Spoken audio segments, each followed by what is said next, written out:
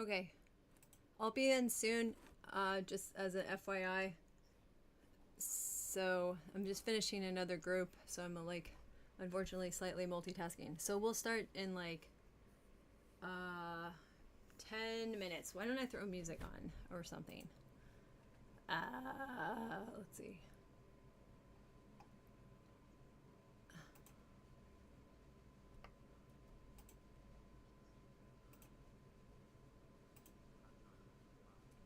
Hello, hello, hello. Also, okay, let me go.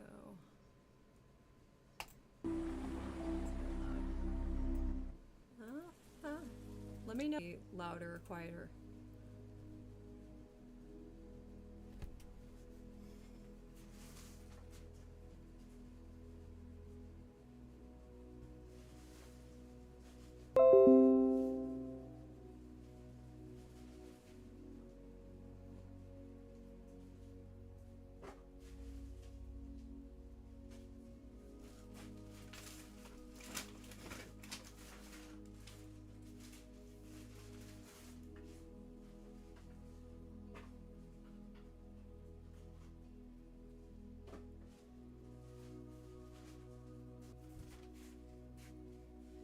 Is the volume okay?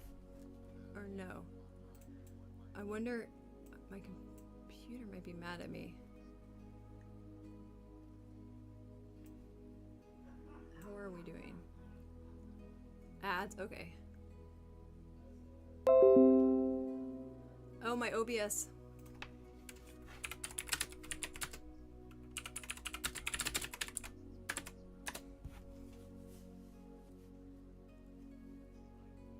Okay.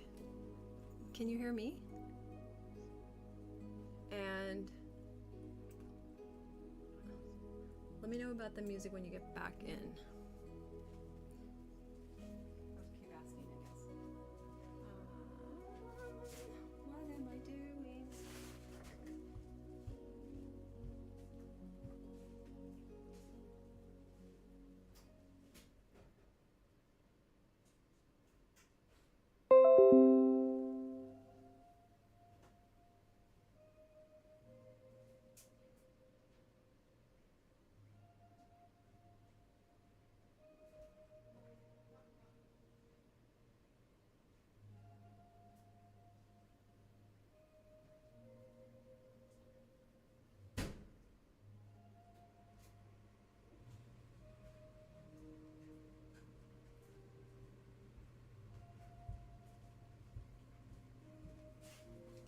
Okay, can you hear me now or no?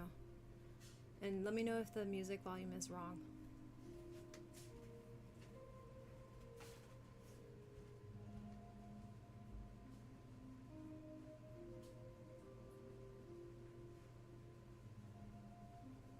Yeah, great. Yep. Easy to like do a little bit of stretching. We just kind of have an all or nothing attitude.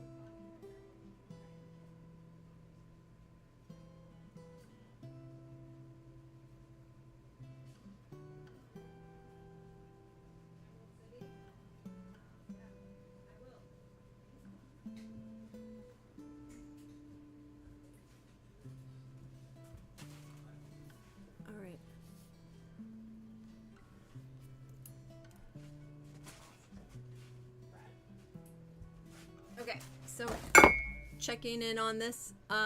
Is the music okay? And then we'll start in a couple of minutes. Probably we'll actually start a little closer to 12:30.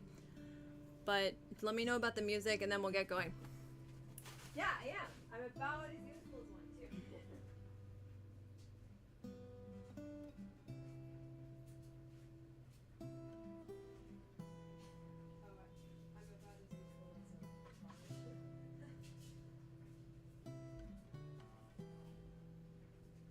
They can. Exactly. At times. Very specific times.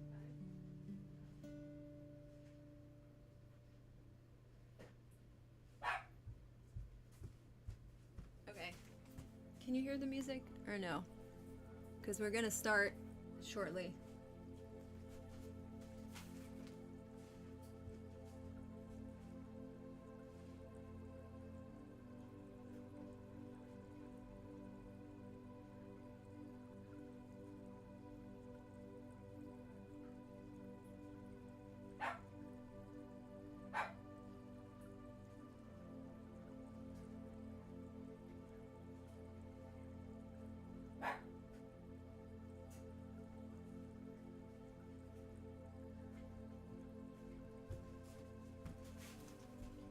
One second, everybody. Or nobody. Almost there.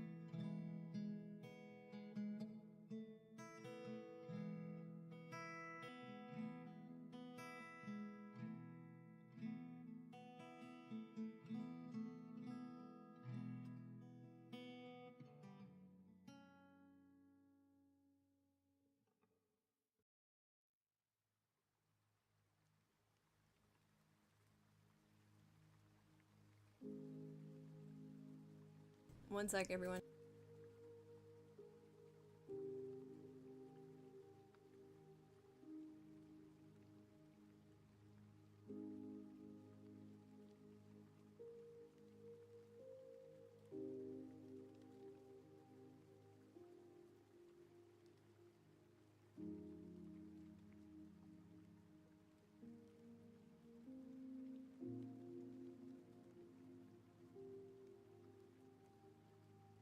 All right, here we go. Sorry about the wait and everything. I will now go to the other scene. Welcome to I Started Late, the Yeah. Okay. The musical live started late again. Na da da da da da da da. There's a reason though, I promise. Okay, let me undo that. Hold on one second. Almost there. Properties. Um, yes. Output. Yes. Done.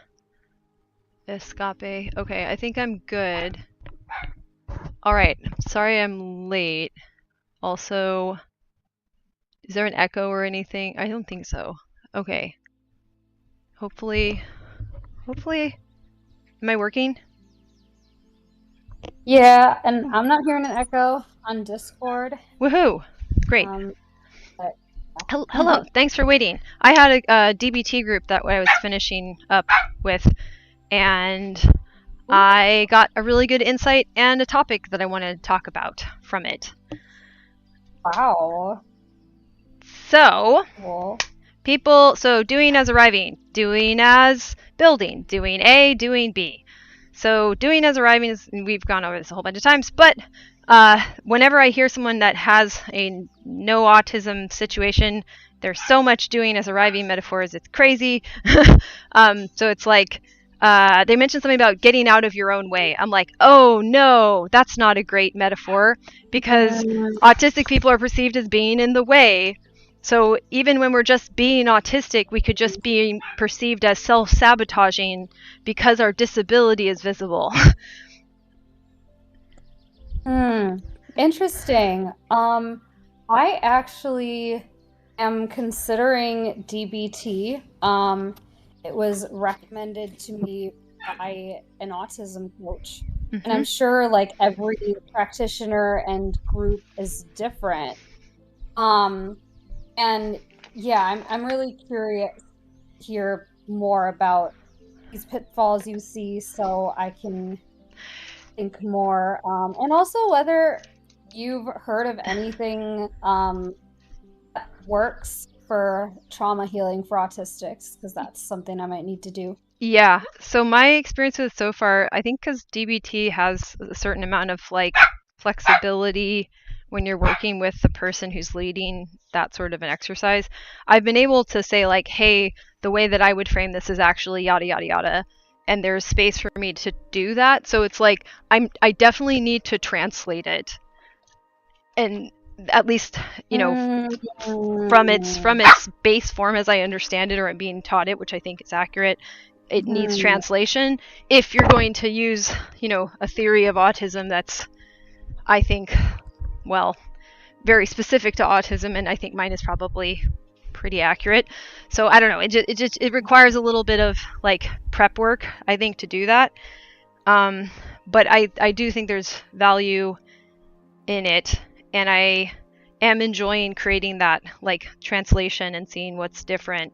Because then even mm, the exercise we were doing this morning, we were thinking about like thanking your future self or your future self thanking you, or you right now, for whatever you've done to help that future self to get to where they mm, want to go. These sorts of ideas, and what made the most mm, sense to me is when I started thinking about that, I'm like, well, this is going to be the topic I want to get into is okay, so I would thank my future self for making the spaces, the stations that I need to build the things that I want to build, right?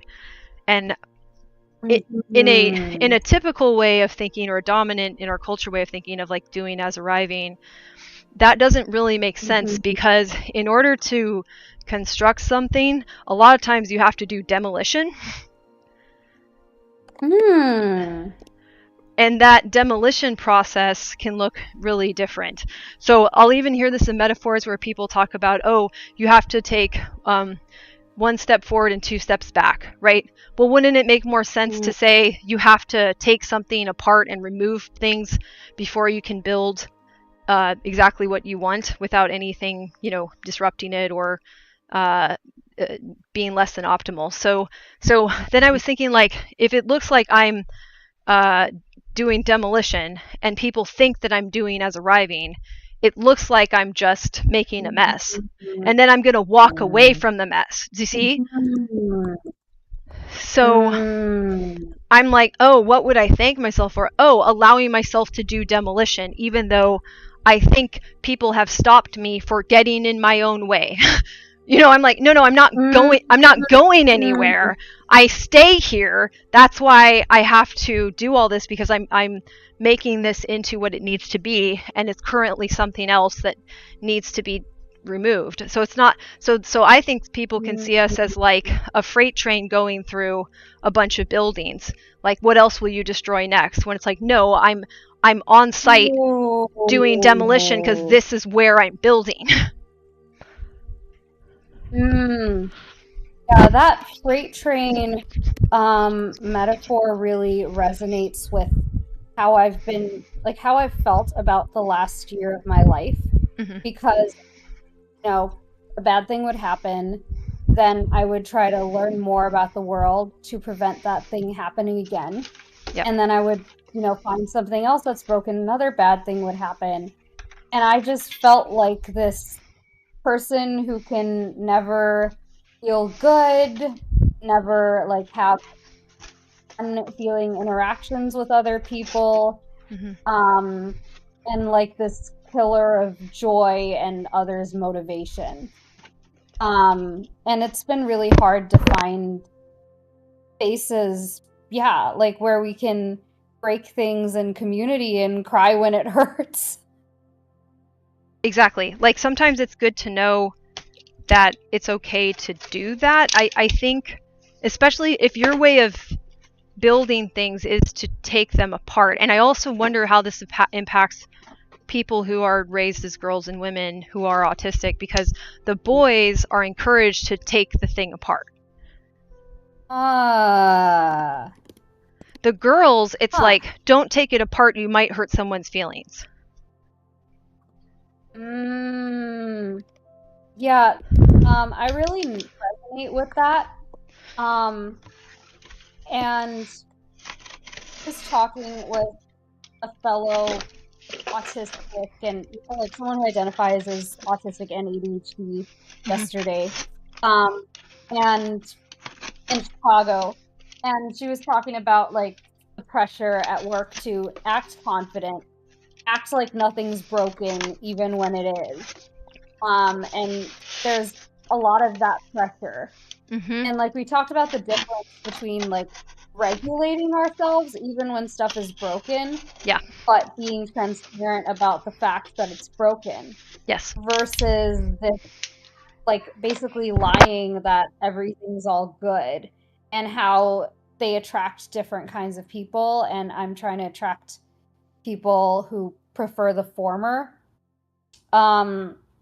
But yeah, like there's definitely the culture aspect of it, of like when you see that something's broken, or you want to like getting authorization to look under the hood at a past job, when I was seeing interdepartment problems and they're just like, you don't need that information. I'm like, but I bet you're not seeing things you should be seeing. Yes, and it's like, well, why do you think you need? If somebody's like criticizing you, like, why do you think you need this information? I'm like, well, because I have a library of information I've been collecting that I shouldn't have to justify every single time. Like, why do I need this for my collection? I just do. Just tell me. Like, and I think also, I wonder if this plays into it. Like, women are treated as if we're manipulative or gossips or something like that, where it's like, no, I'm not mining information to go use it against you. I just need to know what the hell you think is going on, and you might not even be right, but I need to know what is the observed situation. And even you know what I mean, like, then I can say, okay, now I know where I want to be based on this additional information, because I'm also observing the environment. It's just like at a certain point I'm going to realize, oh, I need information from over here, and this is why I was good at stats, or like took to it very easily, is because I'm like, okay, we have this information that infers or implies or something over here. Can I know what's over there? Thank you. Yeah, I really resonate with that. There were past jobs where I would bring up something to a manager about, not getting info that I need from coworkers, and they would say like, "Oh, what, you got a problem with them?" And I'm like, I don't have a problem with who they are as a person. I have a problem with the situation. Mm-hmm. Um, just like be upset at me for saying something. Yep. And that led to me like obsessing about how to phrase things. Mm-hmm. And now, like with consulting work, it's really hard simultaneously trying to get information about clients while selling. Mm-hmm. And like convincing them that I need that information. So that's something that I'm like talking to other consultants to learn. And it's really weird. Like a lot of people in the field, just come from pedigree schools where people trust them more, or like, made their way into working at some fancy company. And a lot of the people who, get into coaching or being mentors just had an in somehow and didn't develop the kind of skills that I know are skills, Yep. but that they don't perceive as skills. And they're like, oh, well, maybe it's a skill. You said you're autistic 2 months ago, right? Maybe it's a skill for you then, but it's not a skill for everyone. I'm like, No. eh, No, it's a see, they're skill. banking. People You're are not being babysat for. people are banking on the title, inferring that they have that skill, that they have the skill if they need it. And if they don't have the skill, they're like, well, like, surely don't need it. I was like, but how did you get the title? How did you get that position of authority? Oh, you just were born right next to it, and then you like fell onto the finish line. Oh, okay. Well, you don't have any skills. Yeah. It's really sad. And it's just like killing mentorship as a thing and information accessibility. Like, growing up in Wisconsin, I was told, sorry, you're not getting the best info on how to do anything. This was, in school and music, everything. But you can smile and have personality. And you can imagine how that felt as an autistic person. Right, being right. told I'm bad. No, that's unacceptable. Yeah. And then now, like, I've been running around the country trying to play catch up. And yeah, I meet all these people who pride themselves, like, okay, now when people say they're a Bay Area native, I like have respect and empathy, for the people who are like being gentrified out of their homes, the people like the bartender at the place where I left my backpack, like we had a good chat and he's talking, about like things like the pandemic, like people actually like building, just community in the OG sense in the Bay Area and feeling like it's home, versus people who think they're more intellectual because they grew up in those circles and have no respect for someone who's had to make sacrifices and hustle to try to get that information. And only to realize that, like, a lot of it is like false advertised and, it's like this veneer of information.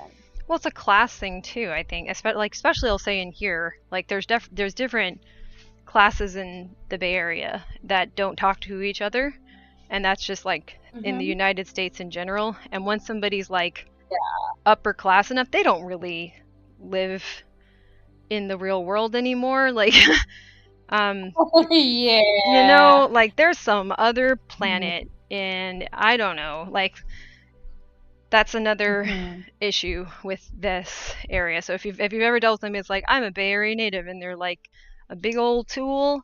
It's also not entirely unlikely that they have entered a certain class. Yeah, if it says it on their LinkedIn. Yeah.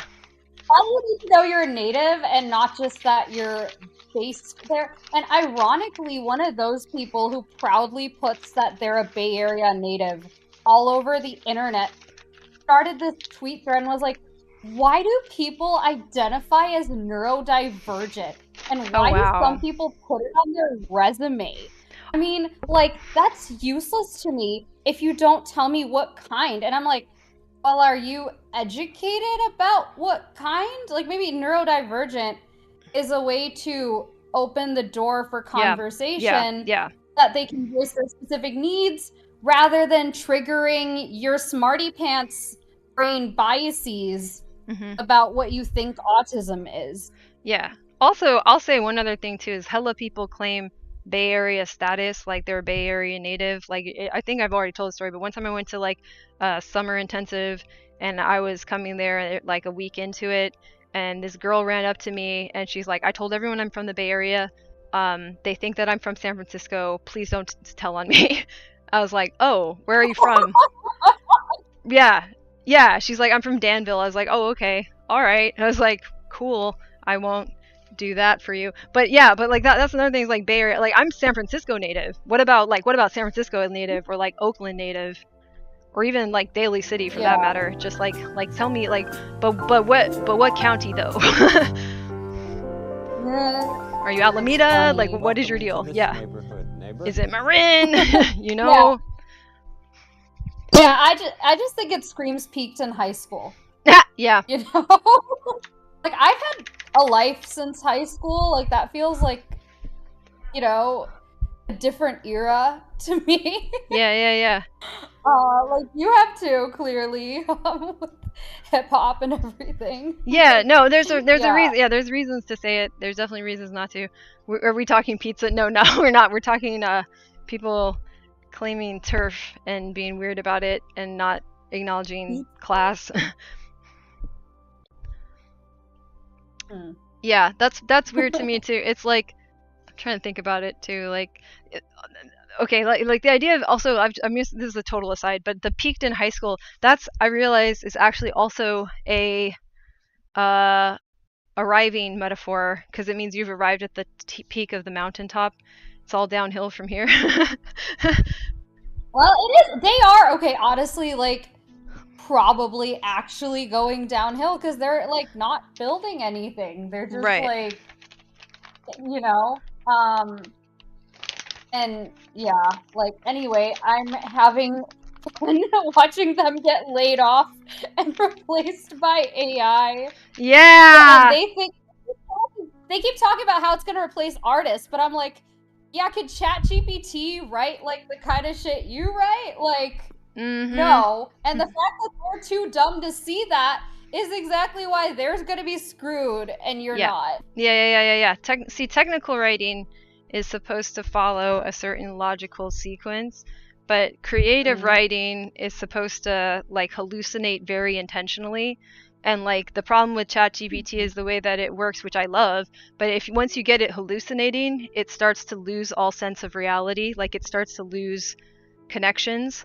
And it would be very difficult to actually get it to be creatively coherent. But that's why it's so great as a creative tool, is that like it hallucinates outside of context phenomenally. But the context it's drawing from is also generated by people, so there's limits to it. So anyways, but in terms of like doing a logical equation, yeah, that's great. It's the best at that. It's way better than people.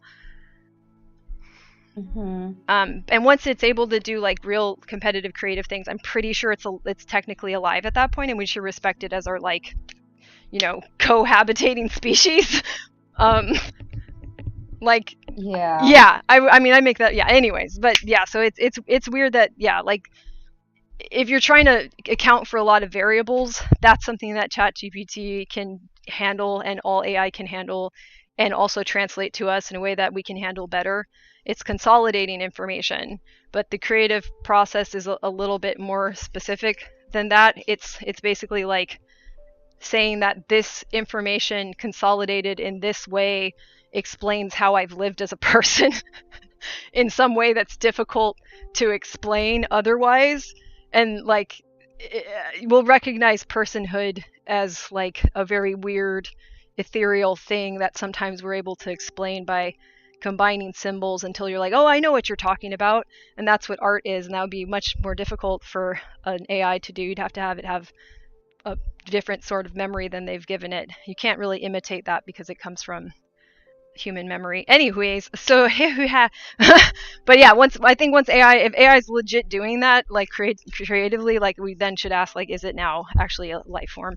But yeah, in the meantime, the executives can get stuffed because their job is totally replaceable right now.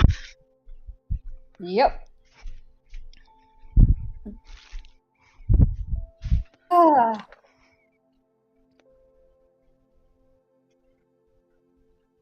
Yeah, I really hope to see a world where there's more reward for understanding how things work.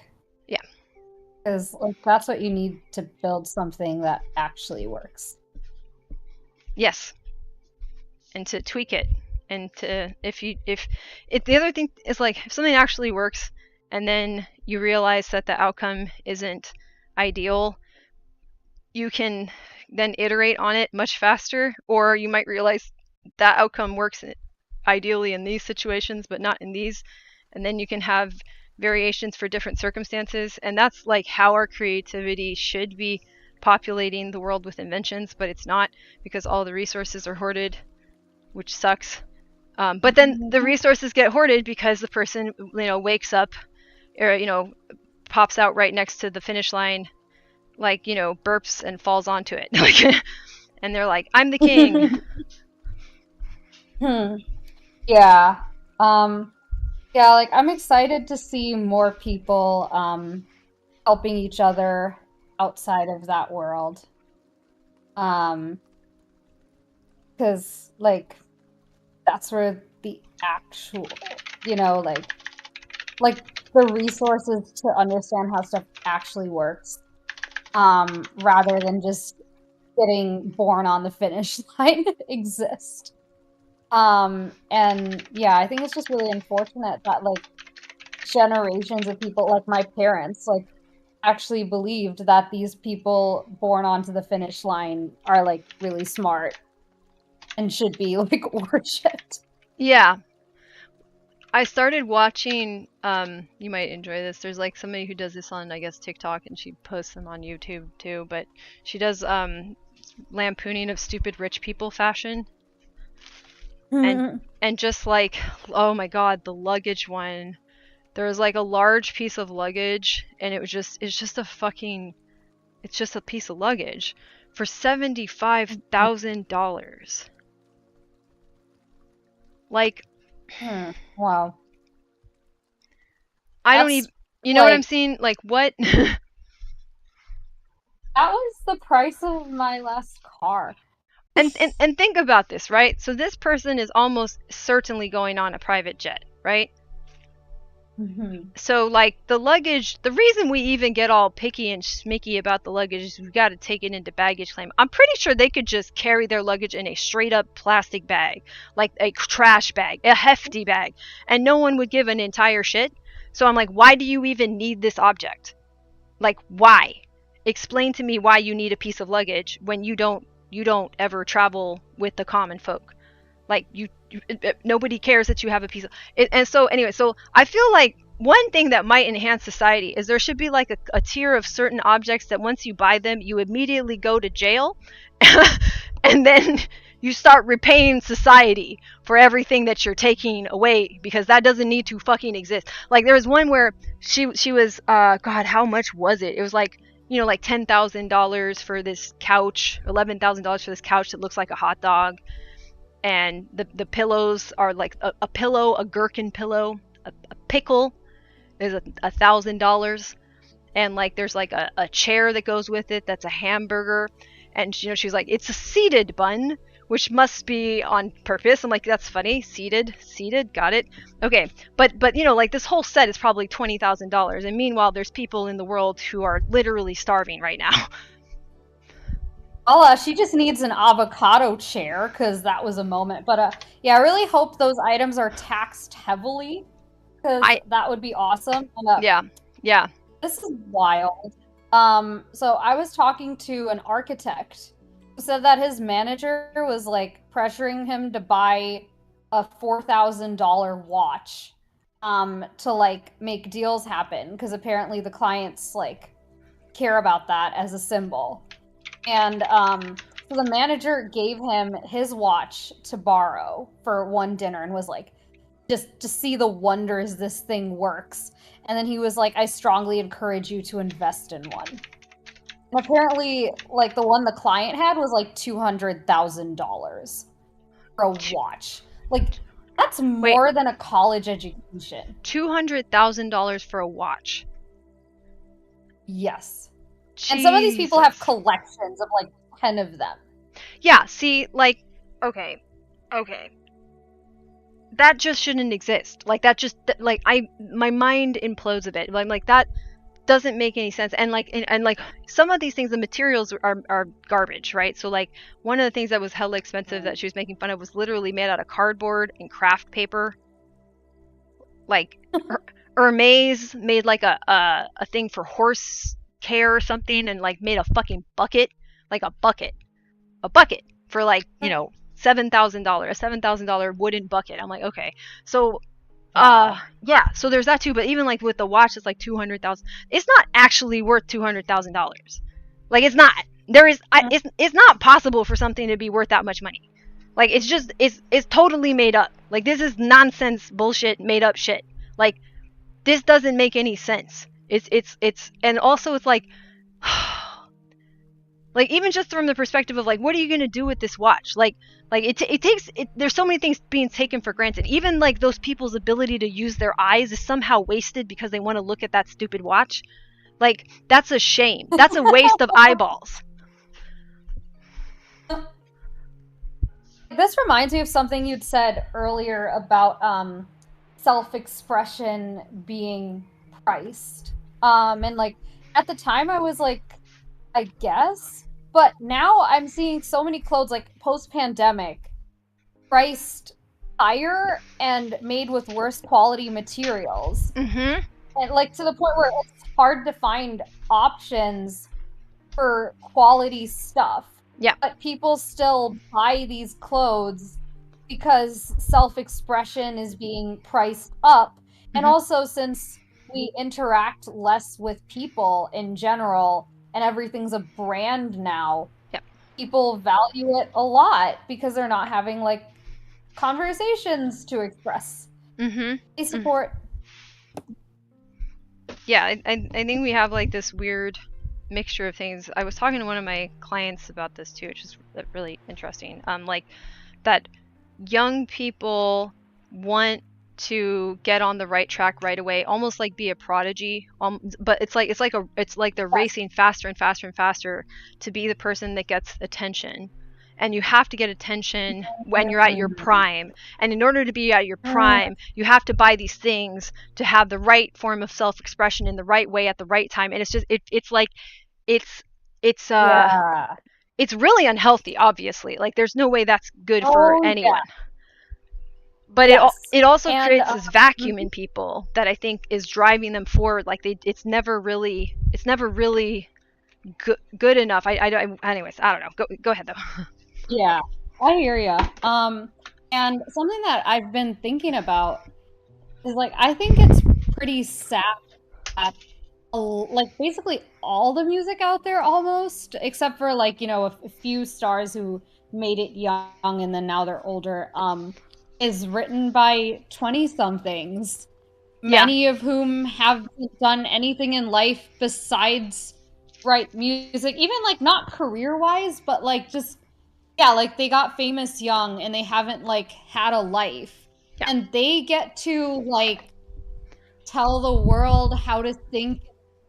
Like, I was listening to music from like the 80s, went back when it was more like rooted in social movements and not like the latest meme. And it felt like real and timeless.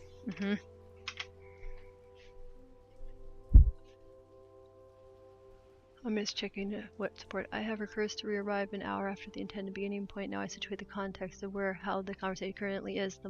I situate myself, my intention in relation to the group endeavor, aka conversation. Got it. And also, yeah, the conversation just we're going over kind of some social landscape, I think, and also I wanted to kind of circle around an idea as a thematic thing that doing as arriving, doing as building, there can be a point where we stop ourselves as people that rely more or have to use doing as building when we have to do the demolition phase of building, of construction. Because to somebody who's on a journey, it looks like we're just like torching the field or something for no reason, and they're like, stop her now, because where is she going to go next, and what is she going to wreck next, and who is she going to get in the way of, when really, yeah, Right. so When you're like, all this stuff is in the way of us building something that works. yes, exactly. And it will look like chaos to people who are fully habitually on the doing as arriving, right, where they say like, this thing mostly exists, therefore it must be good because it's almost finished. right, Right. Right. Even if Yeah. but if it's the wrong thing, then it's actually negative complete. Right. You're further away from the starting point of building the thing that works, because it has been built upon with a thing that doesn't work and can't work. Exactly. I resonate hard with that. And that's something that I'm seeing with a lot of startups lately, is that, so there was this phase where they were caring more about design, and I felt like things were heading in a really good direction. And then now it's all about growth, all about like, who can we sell this half-built thing to, so we can stay alive as a company while ignoring user feedback and claiming that, for example, we care about neurodiversity while ignoring neurodivergent users' actual feedback. And I'm excited. Like, I don't think many of them will survive the competitive landscape. And also investors are like, yeah, they can't afford to invest in that many companies that are doing that. So I am optimistic about people eventually having to build for real people. But that's interesting. It is what, related associatively.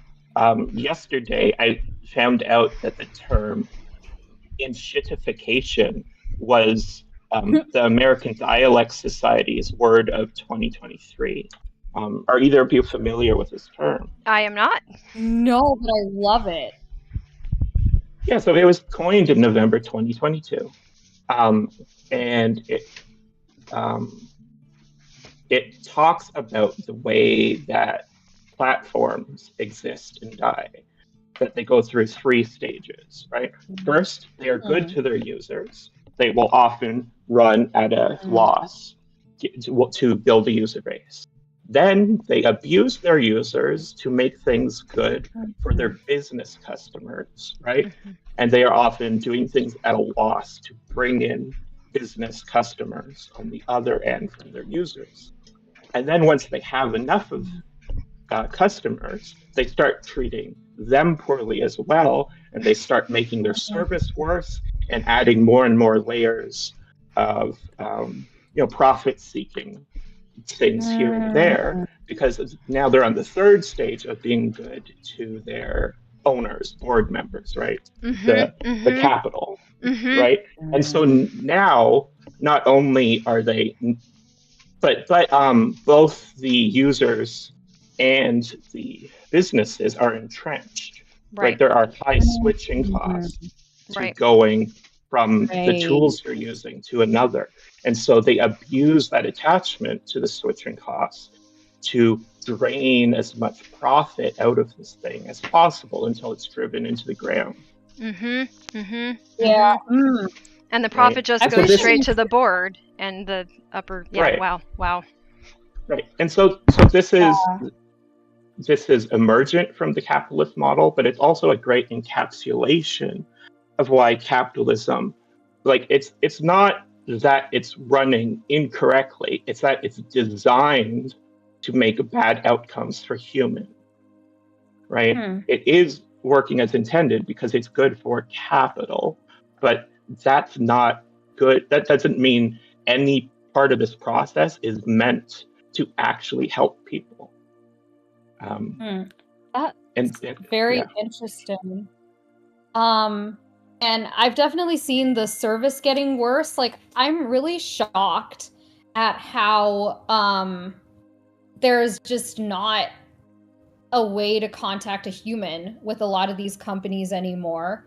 And how, like with the Meta situation, like when you got hacked, Jane, how like you can only resolve that if you know someone. I'm like, how is that legal? I don't know. Yeah. Like, I am the rarest honestly, of exceptions, by the way, that I was able to do that. And then, like, my page got a little bit flooded with people who also got scammed by them, thinking that I was still them. And I was like, dude, I don't know what to tell you. You got to find someone that works at Meta. I don't know. There's no other way to solve this. This just sucks. And these are just like regular people, you know, who aren't also enmeshed in like this tech area, or, you know, like they're not people that are terminally online, you know. Right. So they're scared. You can hear their fear of this, like, you know, this world that's so unable to find, you know, their existence in the algorithms.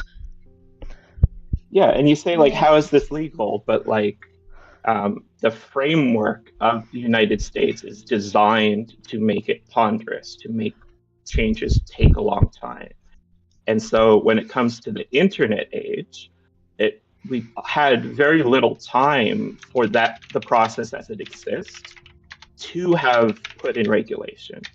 Even if it was working as intended, which it isn't, the American polity is not working as it was originally intended, and it tends to just not be able to put in regulations much at all, let alone largely, right? Mm-hmm.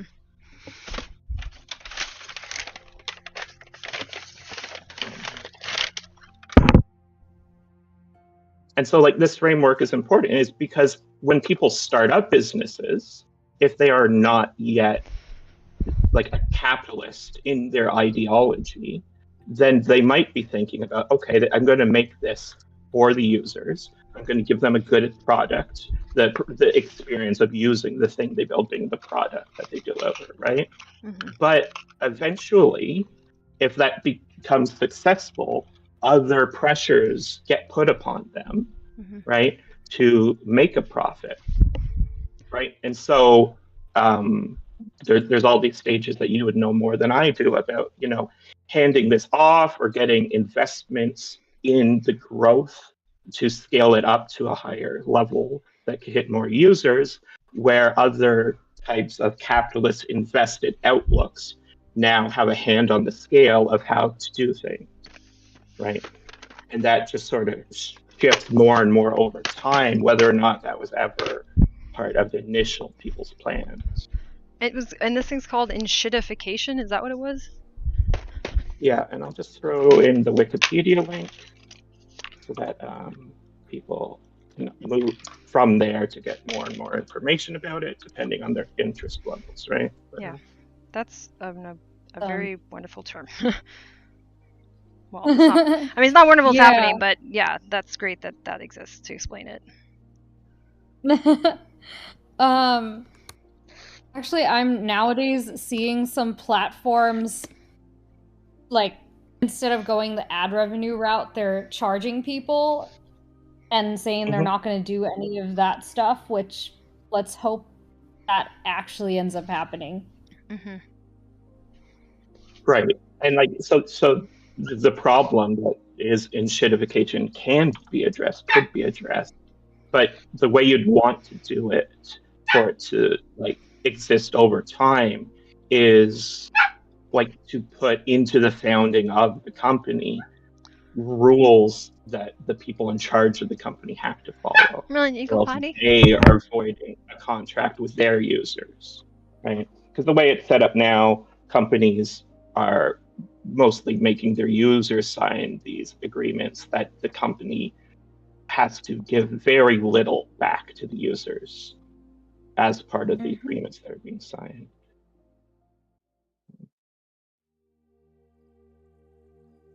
Okay, but this was an island further afield or downstream from the islands we were intending to explore.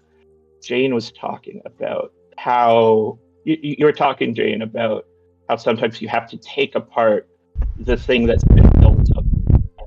Yes. The place you Yes. And that it's been built by somebody else before you got there. And it might have even been before you. Get into some level of misogyny of like little boys with autism. We expect them to take apart things and to see how they would put them back together. But I'm like, well, why wouldn't you see that behavior in little girls besides for, oh, we have dumb lady brains? No, like, don't take that apart. It might make someone feel bad. And then we'll be treated worse if we make anyone feel bad. So it's weird because, like, as an autistic person, then we would understand how bad it would feel if someone took apart our stuff. So right, and that's how they can get us to stop that behavior. Is they have found a lever that actually applies to our empathy and our models of the world that makes us want to stop doing the thing, right? Exactly. And what's very frustrating is that, like, the reason they get to that is just they keep throwing spaghetti at the wall until something sticks. It's not because they're making a useful model of our brains. Correct. Right? They keep trying things until one works, and they're like, oh, okay, we'll keep doing that one. Right. And that process of just having a solution that is working for them one time and then doing it again and again and again in the future is the exact process that is putting all this unbuilt, broken stuff in our way, right? Exactly. Yep.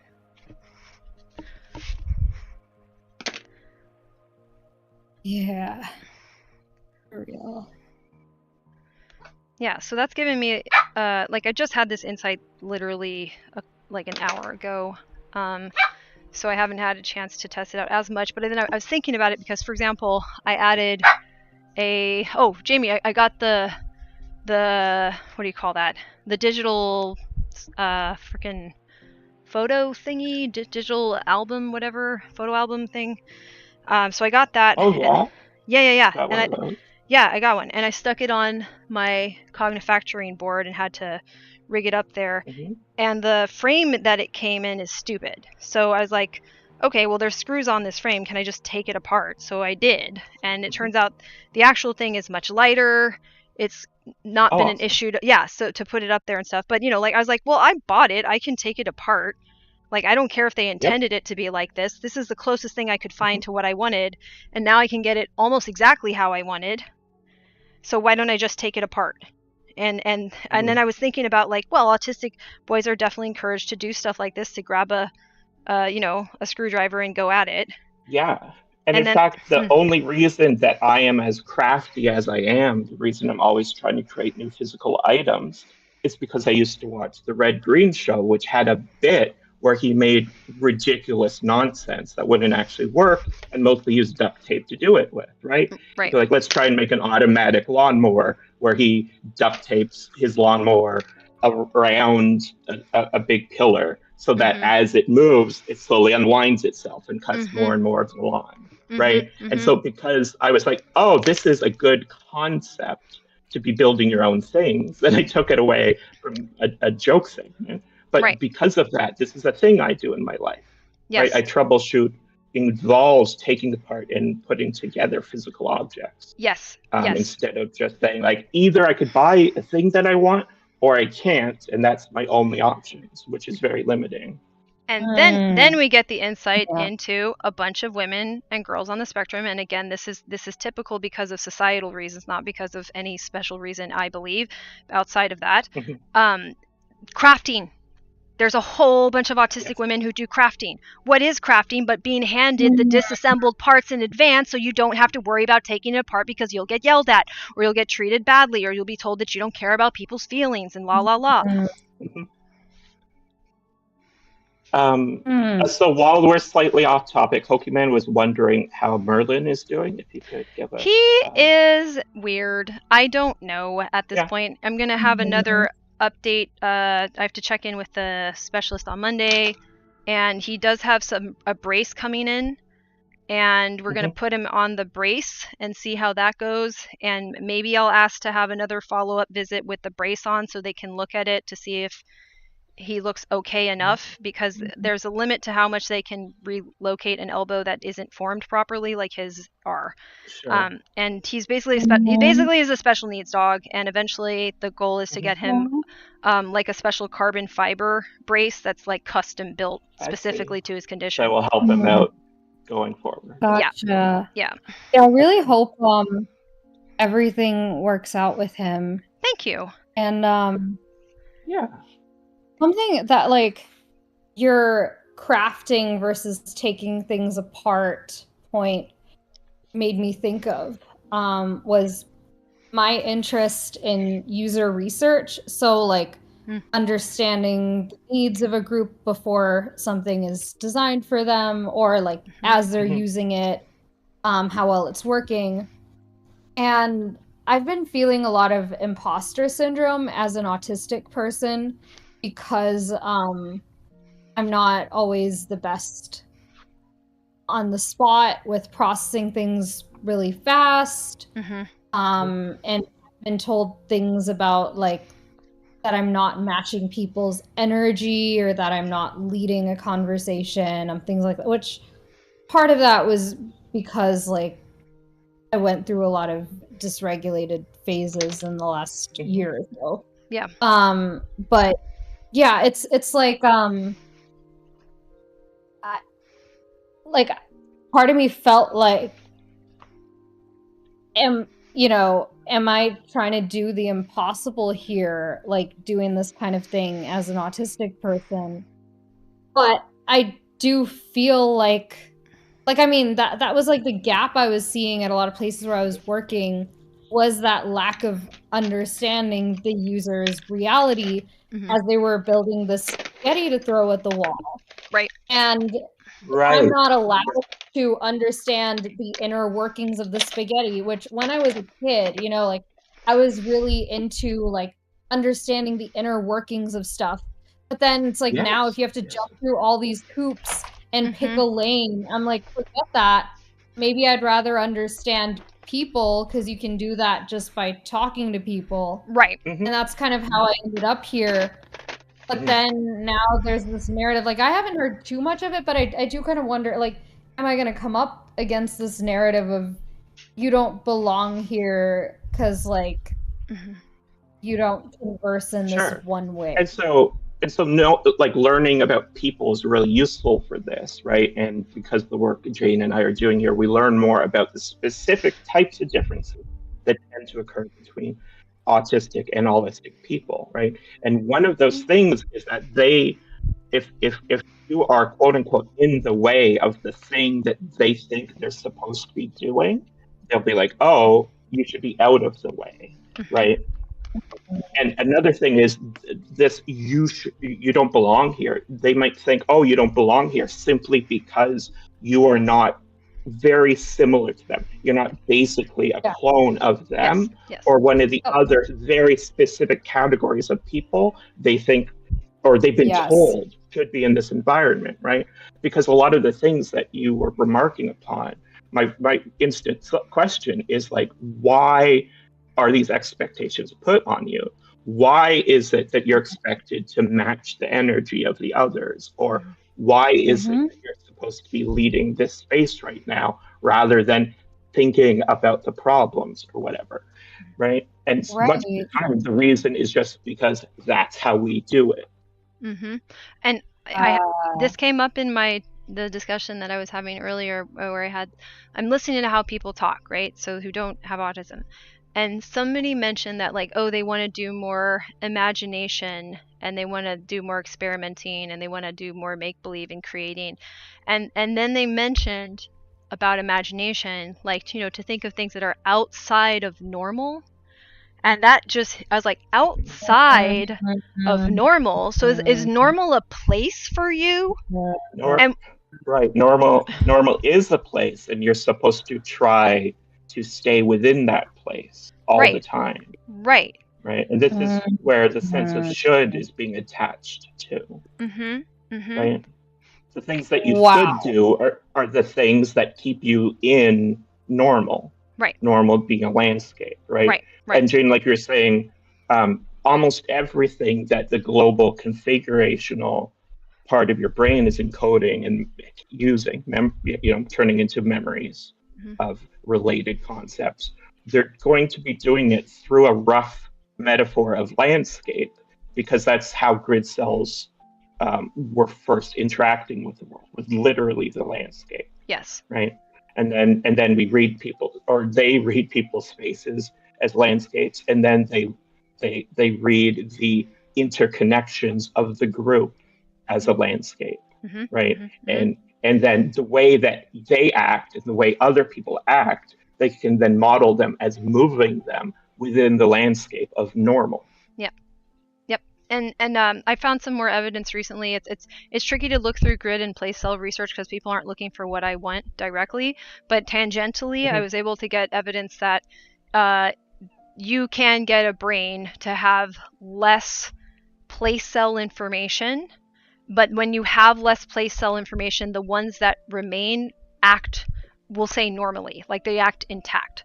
So I'm like, okay, that's what I think the situation is with autistic people, is that we have less place cell information due to not having grid cell information.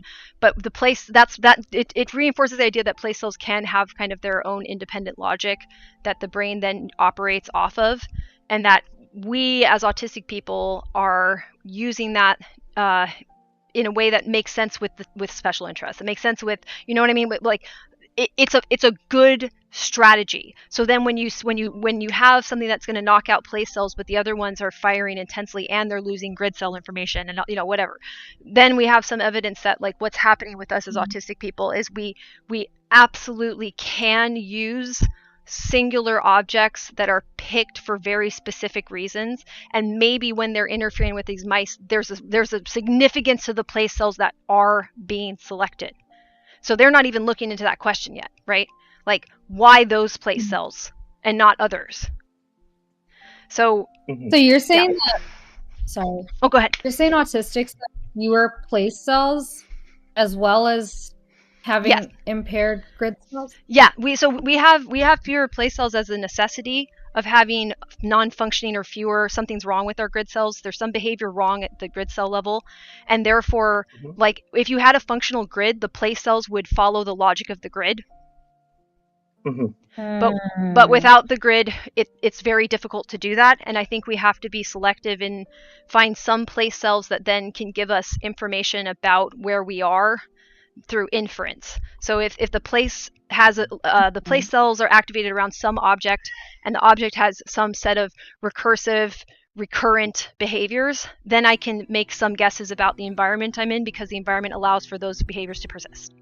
So then that suggests that like autistic special interests actually can be explained by this. And then when people are like, oh wow, autistics turn out so differently, well, maybe, but or maybe what it is everybody has a different environment, and the objects that have the most recursiveness and the most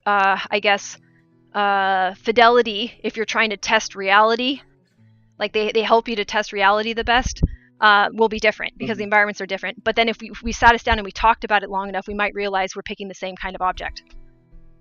Right. And so the human mind builds itself in an environment that includes the human brain, right? That's part of our environment. So if you have the exact same kind of mind doing the same kinds of things in a brain that is different, then it's going to do a different thing using those same processes. Yeah.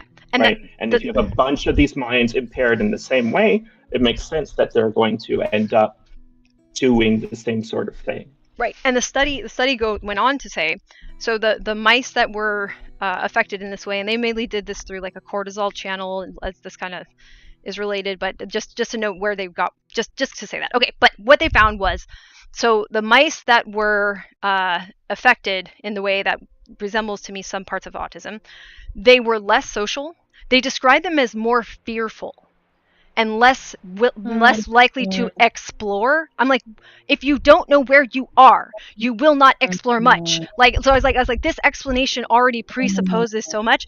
And the mice that were not treated in this way or not given this, they were more social.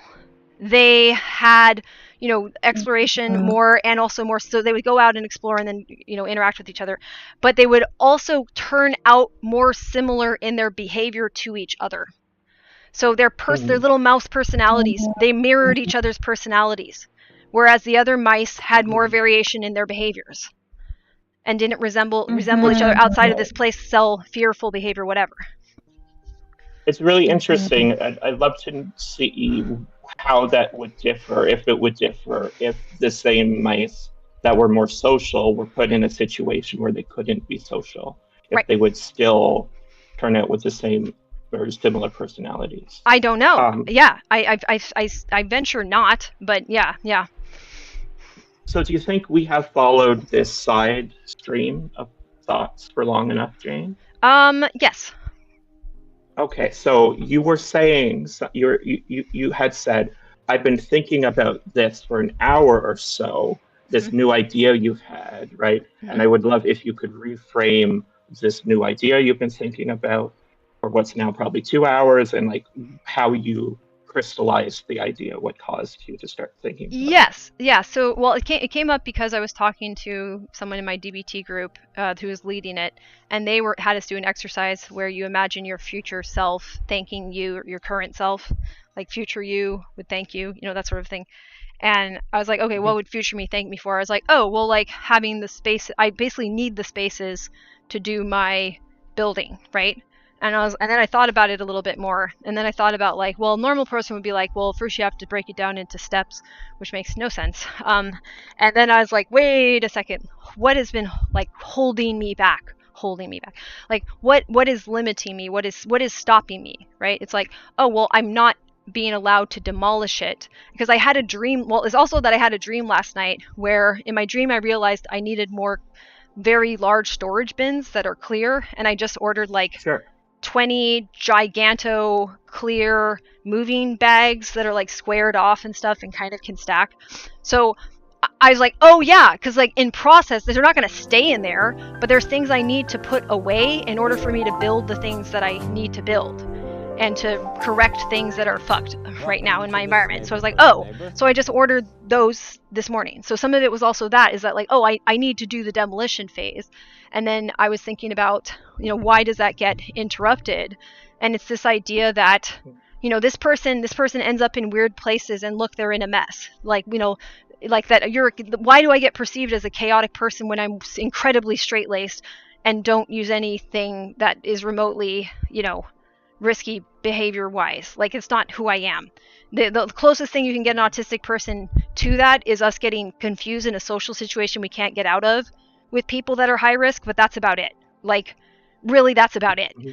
So I'm like, well, what is this? Why do I get seen this way? It's like, oh, right, because I have to do demolition, and I'm stopping myself, and I'm been stopped. So now I'm like, no, demolition phase. I'm on demolition. Okay, whatever. Like, there'll be transitional phases where it doesn't look like what it will eventually look like, but I know what I'm building, and all I have to do is build that. And I didn't have the action in between the finished building, the broken object, because I may need to totally demolish the objects. And you need the freedom to figure out what you need to do with the objects, right? You need the freedom of maybe demolishing them. Maybe, right, exactly. Right, you need that option in your tool set.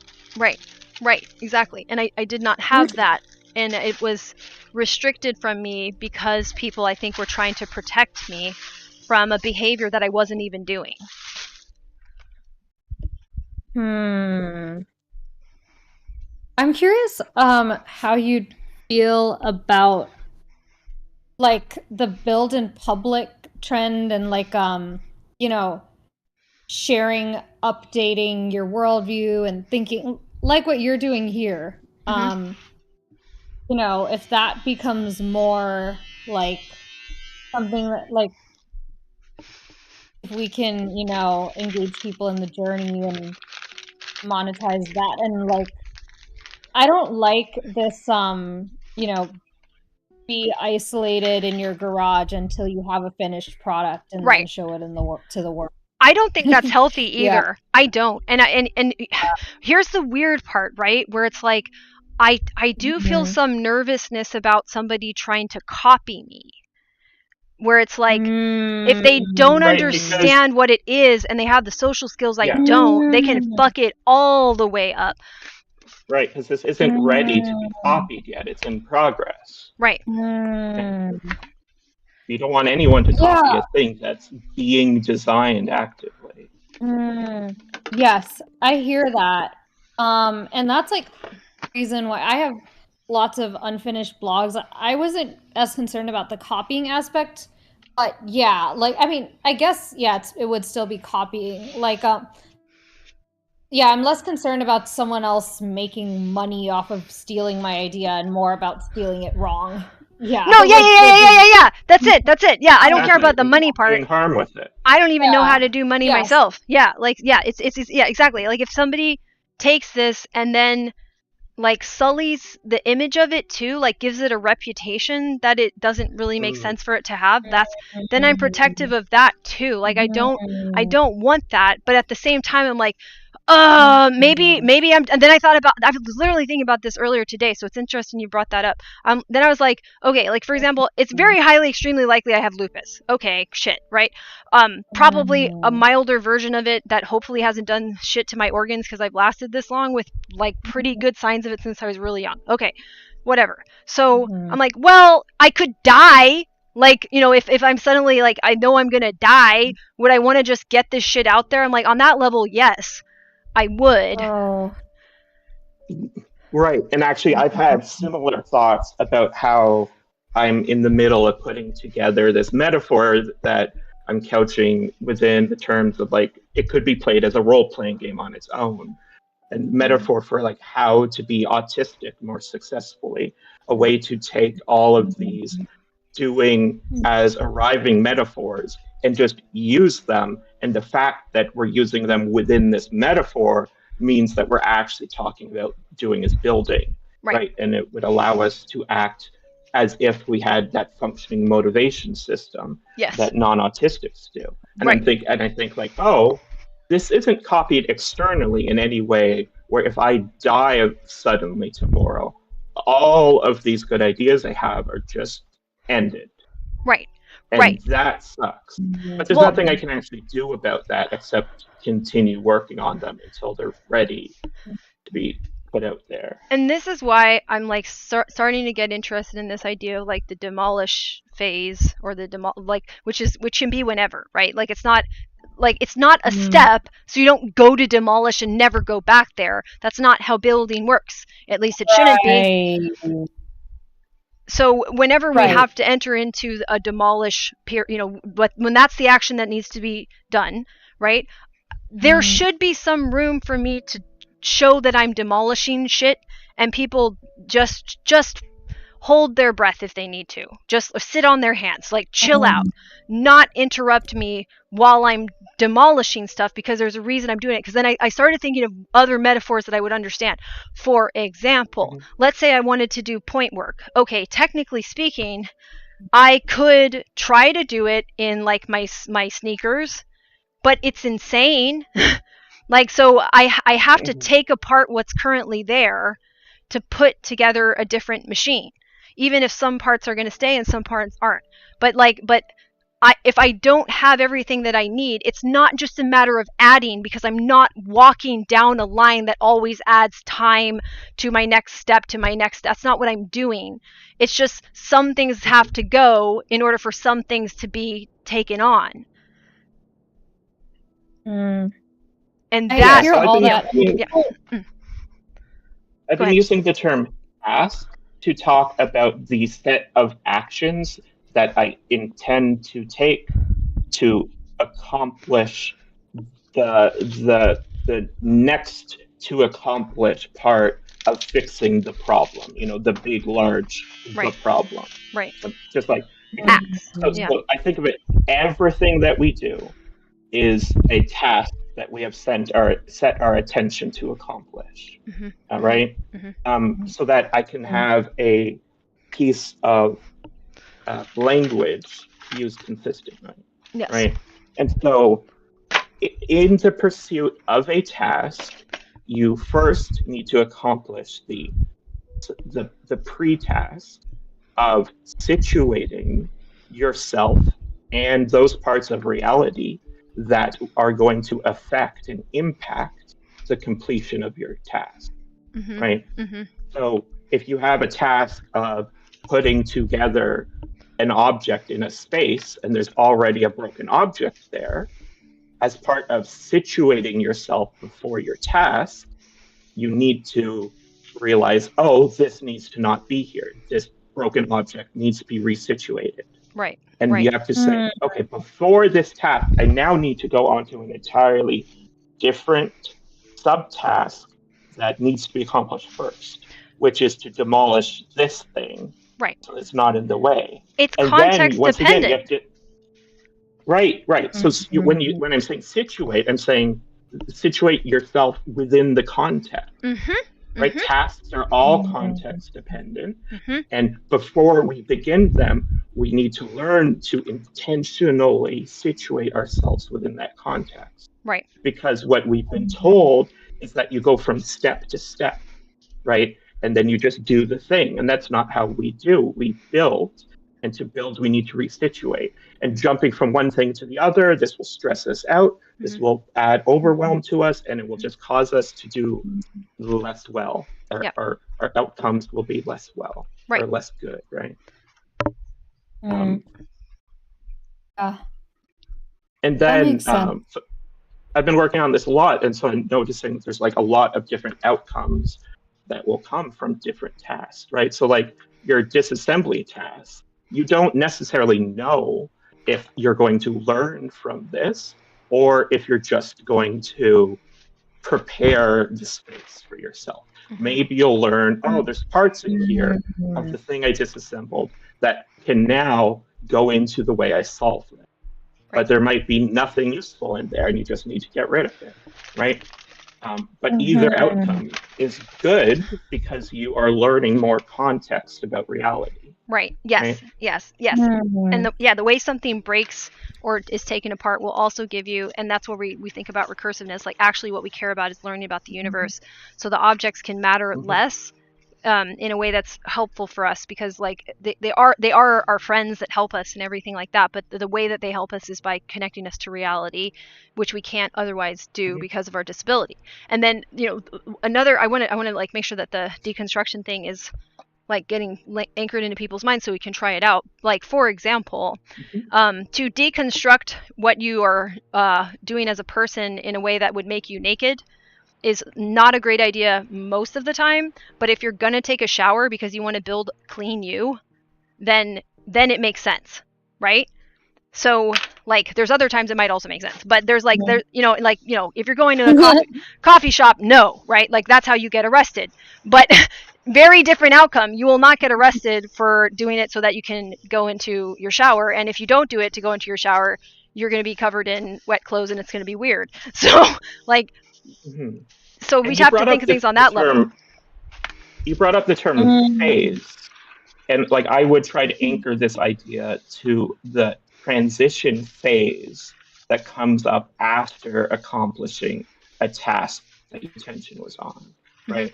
So you're done this task. Now you're in the phase where you transition to the next task. So you're going to be both situating yourself and altering reality to change phases, right? Right. And so the version of you that was going to the grocery store, but just finished that and got home, you need to deconstruct the parts of you that were for that task and aren't still required for the next, right? Right. So you're going to deconstruct your outdoor clothing right? And then ideally, you are going to recursively return them to the places that they go when they're not part of you, right? So these items are either attached to the you object or they are put into their anchor homes where Yes. they exist while they're not part of the you object, Yes. right?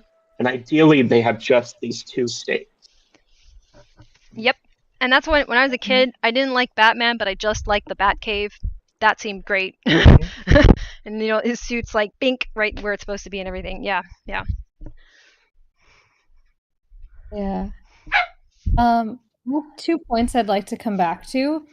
The first one is about the pressure to share unfinished stuff, especially, like, because you never know when there might be no tomorrow and stuff. And yet, when you're sharing with the public right away, there's kind of like a limit to what you can share and how deeply you can explore. And I find like that really makes it valuable to have a community like this Discord where we can all share thoughts that aren't ready for the world yet, because we don't know, they might be awful. Like I'll like to illustrate the I'll give like the non-trigger warning version of this. There was more stuff that happened after. But yeah, like there was a time when I thought I was really good at networking and, just going back to back to back meetings or chats all day long when I would do these nomading trips. And I had my best friend following me around and then another friend online like trying to learn from me as well. And like my best friend burnt out trying to follow me, and the other one probably would have as well, like if it hadn't happened to the other one first and her learning that way. And part of that, did come from this culture of like me feeling like I needed an identity. And I just left one career. I was trying to get my foot in the next thing. And also, being perceived as good at something has opened doors in a new career.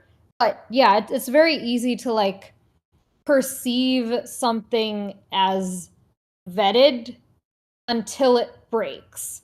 And yeah, it would have been really unfortunate if I'd put my philosophy out there. Like I was actually working on a Google Doc for how to network like me, and considering like being in a class or something.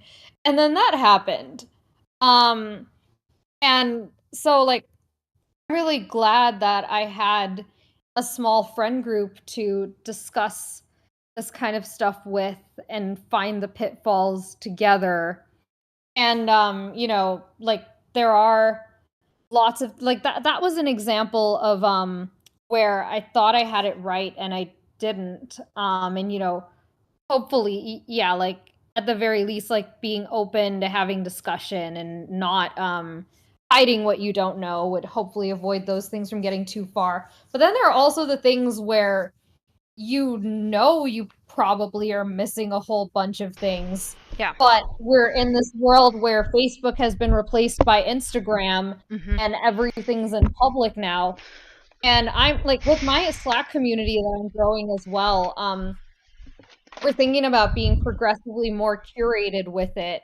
Yeah. Because we just don't want to have internet drama sucking up our time, and we want to be able to really devote our time to values aligned people. No one has the exact same values, but like people who share our values of like building and not creating thin air and trying to sell something that's broken. Like that's something that's come up a lot. And so like we're thinking about coming up with like a philosophy, and then like vetting that people match that and make the community more exclusive to people who do, not exclusive based on like where you're from or whatever, but yeah, like so that we can say stuff that isn't ready for the public. Yeah. And I actually think like that could be a way. I would love to see more communities monetized. You know, I would be willing to pay a subscription for this community. It is that valuable. And, you know, it might even be less work than having to scream like all the time. And I know there's like different motivation, you know, like that might help your rap career more. But like, who knows anymore though, yeah, honestly. Yeah. Just like a quick word choice idea. We wouldn't be excluding people. We would be having standards. Yes. Right. Yes. Applying standards. Yeah. These are, you know, different conceptually, so it's worth noting the difference. Yes. Yeah. And I love that. And yeah, going off of all of this, then we could have conversations like what you suggested for my group, Jane, which I'm still workshopping with that, coming up with some iteration of it. Picking topics is going to be another whole thing. Yeah. But yeah. What I was going to say was we could have those kind of events where we go around and share, you know, like when someone shares something, do we see any ways it might be broken? Yeah. Without having to think about, oh my gosh, are all these people who don't share these values gonna think we're super rude? Like, yeah, we can like have our demolition crew in peace over here. Yeah. And going off of the topic of demolition, and something support was saying, or you were saying it, Jane, about like when to demolish what. I have a hard time drawing lines around what needs to be demolished. Because I'm like, well, I don't know, this issue's over here, but could it also be over here? Like, you know, if we're using like cancer as a metaphor, like how far has it metastasized within society? Like, especially when you're doing people stuff. Yep. And yeah, I've had like multiple phases of dysregulation going off of it, especially like when I'm building something that's unconventional and niche and like at the intersection of neurodiversity and entrepreneurship. And then I see all these problems in both of those spaces and I'm like, well, which of them apply here? Like this thing from the neurodiversity, like, or this thing from the mental health world seems like it's probably not going to have that much impact on the neurodiversity world, right? Well, maybe I'm wrong there. Well, then could it impact like the intersection of neurodiversity and entrepreneurship? Like, yeah. That's like one of my biggest challenges right now is when I realize I'm wrong about something, figuring out the scope of what or even if I don't know if I'm wrong, if I think I might be wrong. Right. What's the scope that I need to examine? Because I sometimes go to like, am I even a good person? Is my building just hurting people? Yeah. And I wonder if that's like because we don't get to practice this enough, that's some of the insecurity we feel around it. Absolutely. Yeah, like the having a hard time getting into spaces where this kind of thing happens. Right. Because we, like, if you weren't born on the finish line. Yeah. Which is why I would love to create, or not, well, like we already have it. Like, you know, I'd love to like be in spaces where we can talk through like, here's this thing that came up as I'm building and I'm probably overthinking, but I want, you know, a human being to talk to about this. And then another challenge, like going off of this, like a sub challenge, is when I pick like people who might know about that area to talk to about it. And then it's like, sure, let's have a catch-up call. And then that catch-up call doesn't end up covering the topic I want. And it gets delayed 2 weeks. I'm like, can you text me back now about this thing? I would love to also talk with you. But I don't want you're noticing a problem, right? Where some of the solutions for that problem include things like, focusing on working with other autistic people who have this similar sort of outlook you do, or more specifically, ideally, not something you could start doing as a solution now, but like in a world where the solution was working, having people who not only also are autistic and thus needed this framework, but are also using this framework that we're building right now here, right? So that they have this shared framework of how to go about having conversations together to accomplish the goals that you enter the conversation with, right? So I had my fingers up to make 3 points, but I'm done making points now with those two. And I have the instinct to apologize for cutting you off, but what I'm trying to do is take on the role of the person in the conversation who pays attention to where the conversation is shifting and gets us back to where we were starting instead of continuing to drift downstream from the topics we started on. Because it seems the natural inclination of autistic people who do a lot of associative thinking, associative connections, is to stray off course continually, a bit by bit, until we're nowhere near the original topic and our time has run out because we're time blind. Right. Actually, there's something that, Jane and my mutual friend Chi, who introduced us, introduced to me. He calls it 2-channel communication, and it's kind of similar to the number system that we tried. Yes. But it's like more than that, we can also write like a little note to ourselves of things we want to say, which I've been doing them to myself here.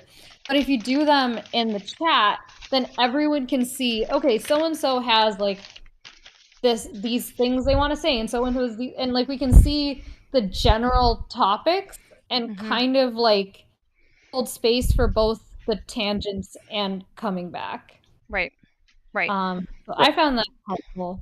I like that. And as I mentioned, I'm actively working on solutions that work for us. And you might not have noticed, but like I used my web camera to put up this little I put it big on the screen.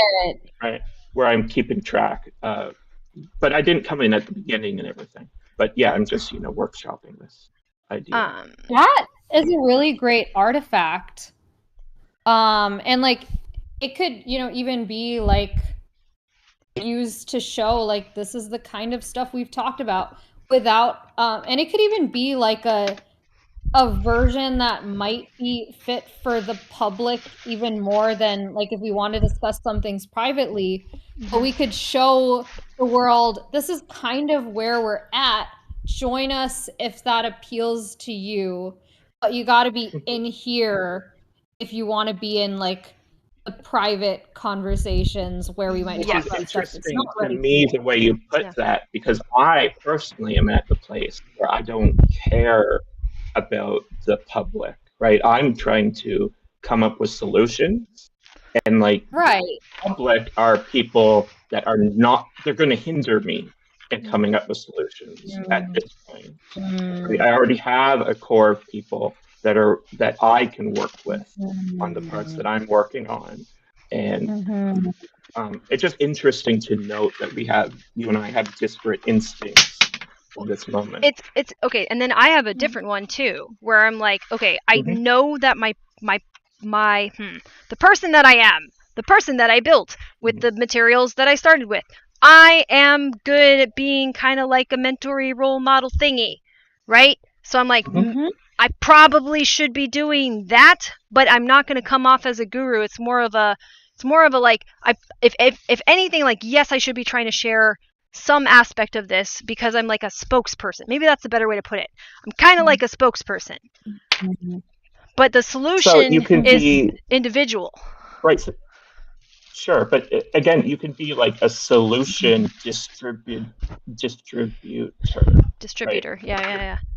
Right. So after we have built the there's actually a term called vax meme, but like once we've built the mimetic tools that can be useful to people, then you can do the thing that spreads them. But it doesn't make much sense to me to be trying to spread unfinished tools. Not even unfinished, but tools that are very much at their beginning. Right. And then the So- question, yeah, go ahead actually. So my thought on that is, yes, I would not share unfinished things and call it a tool. Like there are a lot of startup founders, for example, who put, a different website on top of ChatGPT and claim it's for something specific and have people use it and sometimes even charge them. Versus, I do think it's okay and, optional, not required to share. I've been thinking about such and such, and maybe there might be other people who might be able to add perspectives that someone might be missing in their inner circle, if you're like willing to put it out there. But I also understand that there are phases, when you've found a good inner circle and you feel like you have all the perspectives that you need, and no one's telling you that stuff is broken and you need external perspectives, you might have gathered all the pieces you need to make progress for a while and not need to do that. But that was more also a point to what Jane was saying about, like, what if, you're gonna die tomorrow? Right. You want to put something out there in the meantime. At the very least, like, this topic might be worth considering. Yeah. Is something. Like yesterday I wrote a blog. I can share it as a sample for the format. So the topic is actually going off of something Support said, sharing language templates for having, like, unlocking certain kinds of conversations that people might not be aware of from their cultural background, and especially if they have less play styles and but instead of trying to, like, piece together the solutions that I'd heard so far and fill in all the missing pieces, I'm trying to find where even is the chat in Discord here. Yeah, that's Just the one that we're weird. speaking in. Yeah, I'm unless Well, I sent you there's an at so that it could help you find it. It's towards the bottom under the category Broadcast Voice, Housekeep-a-thon. I'm in it, but I'm not seeing a chat. I'm just seeing, like, So there's if you look at it, there should be a little speech bubble next to a person with a plus, next to a cog. The speech bubble is open chat. The way that was going is like Are you on your phone? next to a frog, next to a log, oh next to a bump, yeah, next okay. to I just found it. Yeah, okay. Yeah.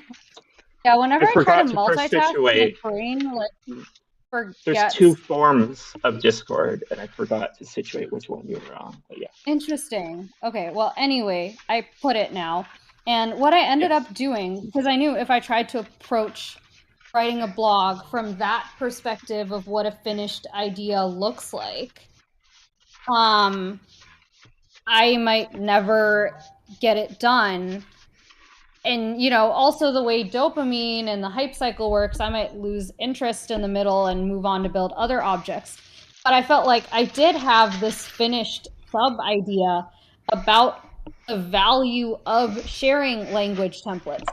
I wrote a blog about that without having to flesh out specific solutions. Like, you could, like, we could, like, this stream right now, it's about, like, how we're thinking about this as much as it is about potential solutions. Yes, and then Jane of course. might have other things she's thinking of that she might not want to share on stream yet as well. Definitely. And like one of the major solution types is simply shifts in the ways that we think, right? Reframing things and lenses through which to look. These are some of the most important ones Yes. that we've been working on. I guess, so Tara, like, I wonder what your opinion on this is, because we are in this very quickly changing media landscape. Like, even since the pandemic, it's kind of like accelerated in these directions that I don't know if anyone understands. Like, YouTube looks different than it did even at the start of the pandemic. Like, and so does all, everything. So it's like, well, maybe I should be doing that. Maybe I should put myself present there in some fashion. It's a little bit confusing what I'm involving myself with. And then, is it more important for me to try to have my, like, interaction with the public world be as how do I put this? Like, should I be troubleshooting that, right? Like, as active as possible right now, or I may miss an opportunity to figure out how to do that at all. And yeah, and so like when I hear you say that, Jane, my first thought is like, this reminds me that Jane is extremely time blind, and that when it comes to time as a resource, you very much tend to forget that's how time should be handled. That's, rationed and spent on the things that are most important now rather than later. The question though, that it becomes like, do I just film what I'm doing anyway? I think that's really what it is. Yeah. It's not making additional stuff so much, like really even minimizing that, and it just can be as ugly as it is, just being like, but always stream it on TikTok or some shit like that. Like, and not say shit as much, but it's it's like, okay, how visible do I need to be, and does it matter what I'm doing? Does it actually matter what I'm doing? And therefore, is it more important that I'm visible doing this, and maybe maybe my concerns are not that. I don't know how they would play out in real life. Let me put it like that. Sure. I hear what you're saying, and I noticed two types of categories of creator. On the one side, there's the vlogger who's just sharing about their life and an entertaining person to listen to, and they got to make as much content as possible because no one's going to pay for that shit. All they're getting is like ad deals, maybe, and versus there are people who put together content in a way where people are willing to pay for the experience of consuming the content or being a part of a community directly. And like, for example, I would love, like I prefer the Cognifactory Tours channels personally over, like, I have not been watching the streams. I come here to HCAT to chat with you guys. I don't like long streams. Listening to one person talk. I'm sorry. No. I think I'm moving away from that too. I think you're right. Yeah, like, this is good, that is not so good. And like, if you enjoy putting together quality over quantity, like, if there's like a small amount of content that's easy to get through, that's just like Jane's ideas, I think at least some people would be willing to either pay for it or donate to help you build it. Yeah. Which I would be willing to do either. And I know that some people have a hard time structuring stuff as well, myself included, which is why I like get out a 3-paragraph blog where I'm convinced nothing's broken and let it be its own thing, and then maybe years from now things will converge. But to answer your question of, do you need to film everything? No. And a lot of people who want answers might not even want to consume that. Like, I notice a difference, like, two types of neurodivergent people. So there are some like really young, had, like a relatively like early 20s or younger, had a relatively early journey realizing they're neurodivergent, didn't run into much ableism, who just want to meet us and chat. And it's mentorship oriented, and like, I think that's great. But there are also people who feel like, they have adult responsibilities and they got to figure this autism shit out. Yes. And they would rather be connected with Jane than, even for money, than with a bunch of randos who are also like, yeah, I got to figure this autism shit out too. By the way, my special interest is this random thing. Why Right. don't I derail Jane's spiel about deconstructing with my new song? Which, like, absolutely, they should share their new song, but there can be, like, a place for that, and there can also be a place for, like, people who want to understand Jane's ideas within, like, a few hours. Where do you go for, or maybe it'd take longer than that, but Yeah. I'm just saying, like, you don't need to make it longer than it needs to be just to create content. Right. That's not the only. Yeah, that's interesting, and I'll say my thought, and then I'll see what I think support's ready too. So like when I'm looking at the problems that I see, and this is what I was sort of saying to Kyle earlier this week, where I was getting kind of I'll say frustrated, but it's like there's nobody for me to tell that this is a structural problem and that it needs structural solutions. You can't just constantly play whack-a-mole with this whack-a-mole game. Why are we doing this? Like, so we, like, please tear down the whack-a-mole game and we can do a different thing entirely that addresses what's happening. So that's what I want people to do. There's no one for you to tell, and that's the way that you're bringing up, like, what should you be posting? That's like the context. Because then the other way is I become the person to tell because I have enough money. You see what I'm saying? So it's like on some level the content thing is like money is power, is influence, is blah. Right. So I actually have So Tara, can you get it out in like a very short sentence? What you're going to say? Yeah. I have someone who I think might potentially be a good fit for this, Jane, who's a coach and involved in various initiatives. He actually, like, politically involved in France and knows about lots of stuff in the autism space happening around the world. Actually, Matthew, who runs that artist space I told you about in the 2030 somethings. But yeah. Okay, I gotta get connected. If you can help me facilitate that happening in actual real time, that would be amazing. Yeah, I'll do that. So I don't forget or go AWOL or something. I'll ask him right now. Thank you. Yeah. Okay, perfect. I wrote this down as an idea, and then Tara's off doing that gives me a chance to contextualize what I wanted to, right? Because Jane had asked, like, what should I be posting as content?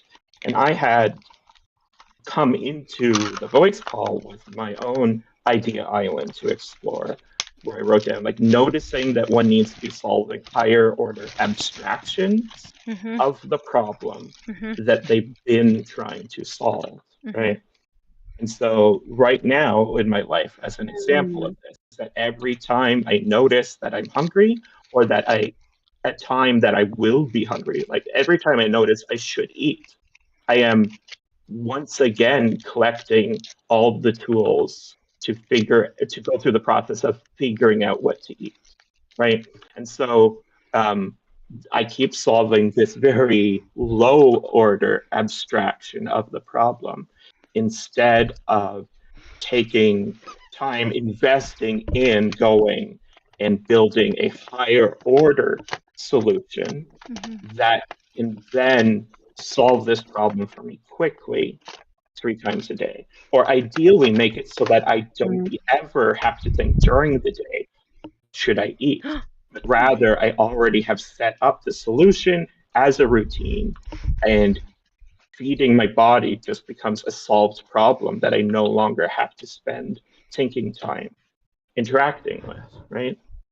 I think this is going to be an important skill to develop, about noticing, oh, I'm just playing whack-a-mole here, like you said, Jane, and I need to go up a higher level and find a way to change the world so that these moles don't pop up anymore, that I'm feeding them in their dens instead of whacking them when they pop up, sort of Right. idea. You know, Right. heading them off ahead of time Mm-hmm. instead of waiting for them to become problems to be solved, but not doing it simply by being like, oh, I'll just pay more attention and do the same thing sooner. No, but to actually change your entire framework of how you're thinking about it, find a solution you could implement that doesn't require the same type of maintenance, the same upkeep costs. Well, then, then I guess this kind of hopefully can put these together a little bit. Like, my question then becomes, what if I'm good enough at this point at explaining that I can convert people to thinking the way I'm suggesting we should be? Like, am I able to get ahead of that enough that I can change? I can get people to mimic me, basically, in behavior, in attitude. Or Yeah. are we just close enough to having a workable solution built that it makes sense for you to start getting people, starting them to imitate you? Right. Even as they could imitate you working on this process. They could imitate the portions of it that we have solved. Right. And so you were talking about how you're like, you don't have the person to tell about when you think of these things, right? Right. And I noticed, like, what I've done, like with I now have my Discord server, the Coterie, where literally I have an idea blog to put any idea solutions that I set up. But it specifically has the people in it that I want to be talking with this about, coming up with these solutions with these people, right? And so I've touched on the idea that your Discord server here, the Imaginarium, it is very unfocused, right? And as like the monotropic type people we like focused objects. And so like I think it might make sense that you need to take the time to examine what you're doing and the tools you're using for it, and do a demolish reconstruction phase where you tighten your focus a little bit, right? And then in that doing, you'll figure out how you should be posting. Because the idea is that like anytime you come up with a new idea, you post about that on Instagram, right? Anytime you're excited. Just anytime you're excited in your life about anything, you post on it on Instagram. So when you come up with a solution, when you just one of your special interests, you're thinking about it, you can post about it, right? And then Instagram followers, you naturally pick up autistic people or people who share one of these interests with you, right? Yeah. And then you can always frame the greater or the greatest abstraction level of what you're working on as finding solutions for people like you. And then the specific special interest stuff that you're posting is just, an associated part of your quote unquote media presence, right? Because that's part of you. It's part of the you that they can get to know and thus be in relation to and understand, and then be drawn into these other things, right? Does that, as a general concept, make sense? Kind of. Not as clearly as other concepts might, but not. It's. Do you have questions? Yeah, I do. Okay, so here's what I'm having trouble envisioning. So I'm pretty sure if I spend time on, okay, let me start this over. Because I did this on Twitch, or started on Twitch, right? Yes. And I had people being like, we will include Jane. And I was like, oh my God, never do that again. That was horrible. Right? Like, genuinely, awful experience. You don't want to include Jane, right? Yeah. No. You just want to be posting your own stuff. Yeah, exactly. And if people like it and meet somebody that they don't know what else to do with, maybe they could recommend checking that out. But like, for the most part, I'm like unsure or unclear if that is what would replicate on other social media platforms? Like, will I have the control that I was able to get here, and will I have to tell people I am not that? Please stop telling me I am that. Right. So we already have no, right? But we already have this coming in situation, right? Where we're like, okay, we're putting you in this room to see if you're the right people coming in or not, right? Right. And then we could change our criteria there, where we make it very clear that the point of coming in here is to interact with these autism-based tools that you're working on. Right. And it's not about being a Jane fan. No. I don't even know if I'm a Jane fan, to be honest. Like, I was like, you know what I mean? The majority of people that are here now and active are fans of you as a person. Right. But I'm like a fan of like Mr. Rogers in a sense too. But so it's like that's legit. But it's like it's more. I want people. Okay, I want people to. How do I explain this? I don't want to fuck this up. I have to think. I want people to work on things together. I want them to build things together. I want them to build things by themselves as well. I just am pro build things. And the problem right now is the metaphors that make that possible have been disincentivized, or I guess like you don't get rewarded for using those sorts of metaphors. You get rewarded for using the arriving metaphor all the time, even when it made no sense about 8 months, years, decades ago, whatever. So that's what I want people to do. Is like I was like, okay, we'll build something, then build it again, then build it, and build. Just like build stuff. How did it go? Build stuff. How did it go? Build stuff. How did it go? Did someone build something? How did they do it? And just talk about that. So even like trying to have discussion groups is really challenging. Like I tried to find a group that would do some feminist discussions, and that was okay. It's but even amongst that, they don't really have a space. It's so crazy to do like just analysis and synthesis. So I was like, I've been such a pain in like their regular chat area that they're probably going to just make one of those for me to get me out of there. But like even when and this reminded me of what like Tara was saying, where it's like you wanted to touch base and then they decided to socially touch base, and it's like, well, we never discussed what we needed to discuss. We never built. Right. Yeah. Yeah, there was something I wanted to say. Right. So yeah, if you're asking about other platforms, I know, this person I want to connect you with, actually, he could tell you about the different platforms, like Twitter and Reddit. There's definitely lots of people taking shots at each other and fighting over what view is right. Oh, wow. Rather than building together. There are lots of people sharing views, but much, let's get together and build. And then on the more streamy or audio stream type content, like I've done collabs, and sure, I'll take credit for being a quote unquote co-host on something fancy that someone has built, as long as I don't see their ideas as too terrible, especially when it's an area that's not as risky as neurodiversity. Right. But in situations where they're like, Tara, we met you 2 minutes ago. You said something that sounded smart. You can be a co-host on this show. We never talked about values. Of course, it's not going to be values aligned.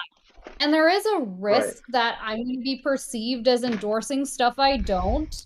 Right. And, and you're not going to have a comprehensive understanding of what that role entails. And so it's going to be stressful. Oh, absolutely. Yeah, I have no idea. Yeah. Right? And so they're like, oh, I'm going to offer this to you because I like you, and therefore I also implicitly think you're a good person.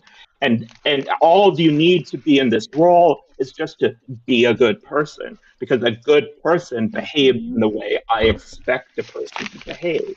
This is the framework that causes them to act, and people to act in the way you're describing, right?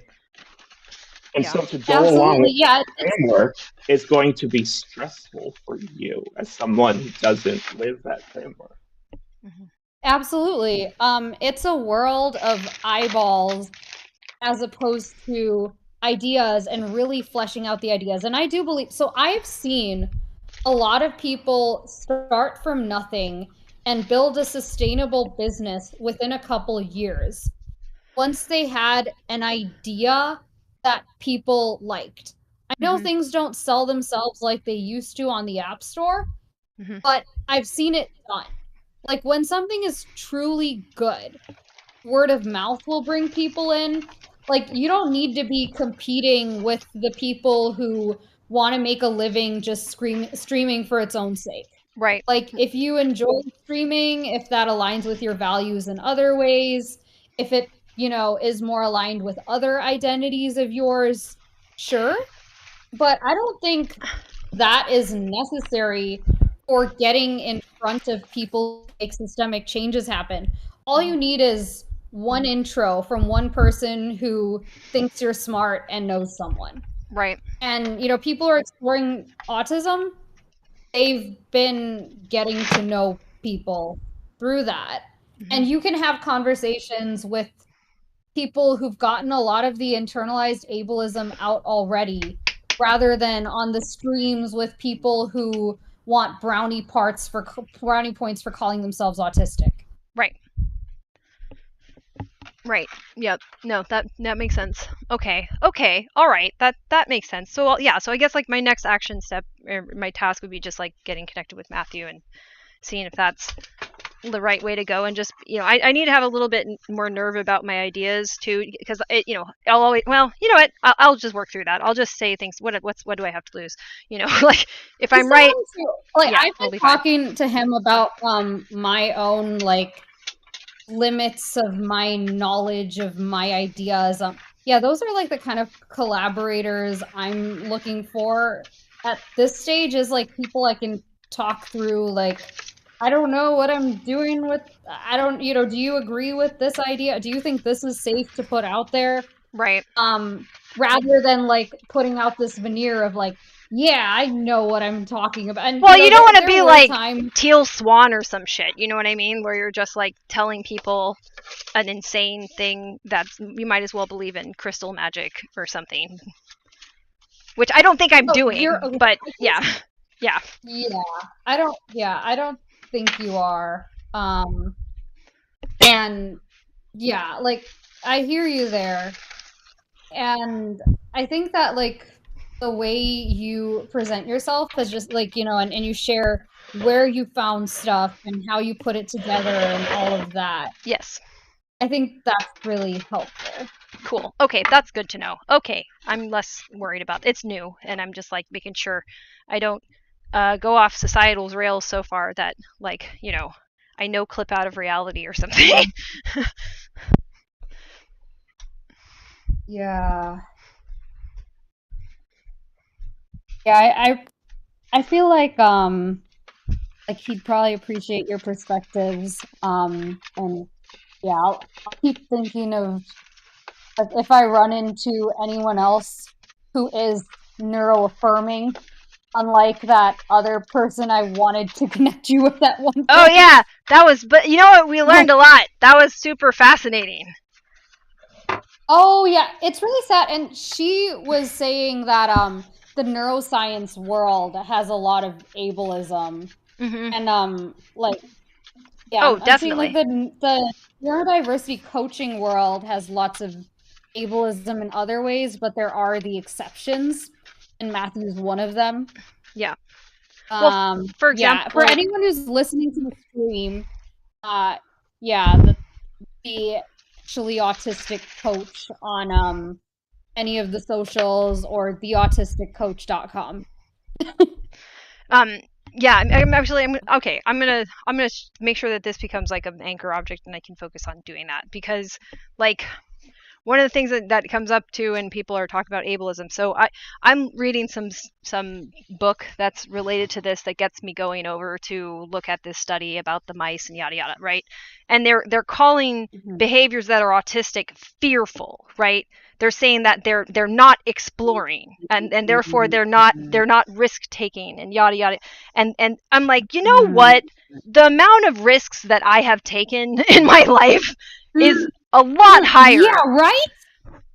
But Yeah. I took the risks because I was trying to build something, because it mattered even more that that building would be successful, because I can't just then chuck it and be like, well, I'll just wander off now and figure it out on the way. Like, that doesn't happen for me. So when I know what I need to do, I have a drive that's ridiculous, and people acknowledge that drive in autistic people. I'm like, well, that's, you know, there's a way to frame this that's much more appropriate, rather than just basically drawing a line in the sand and then saying courageous people are over there. Like, that's where courage Right. is. Why are you complimenting all of the neurotypicals that hard? Please stop. So, and what it is, like, they're describing the mice that they have altered the brains of in the same context as the unaltered mice, right? Mm-hmm. So to do this about us, right? Like, I am much more fearful of walking next to the road and of cars and the danger that cars cause to people on foot. And this isn't me being more fearful of cars while being a non-autistic person. Yeah. This is being fearful of cars while being me. And I am a person who has difficulty paying attention to my surroundings. Yes. And who has a much higher rate of tripping and being klutzy, right? So you're talking to a lady that got hit by a damn car walking across the street. Yeah, so exactly. You have reason to be afraid. If you simply describe this as like autistic people are more fearful of things like cars, you're leaving out an important part of the context of autistic people are more likely to get hit by a car. Yes, exactly. Yeah, to get hit by a car. Right? Do you know what the odds are that you're literally talking to somebody who's autistic that you met in your group that got hit by a car and fractured her sacrum and is a whole goddamn thing? You know what I mean? Like, what are the odds? Well, way higher, and that's why it's happening.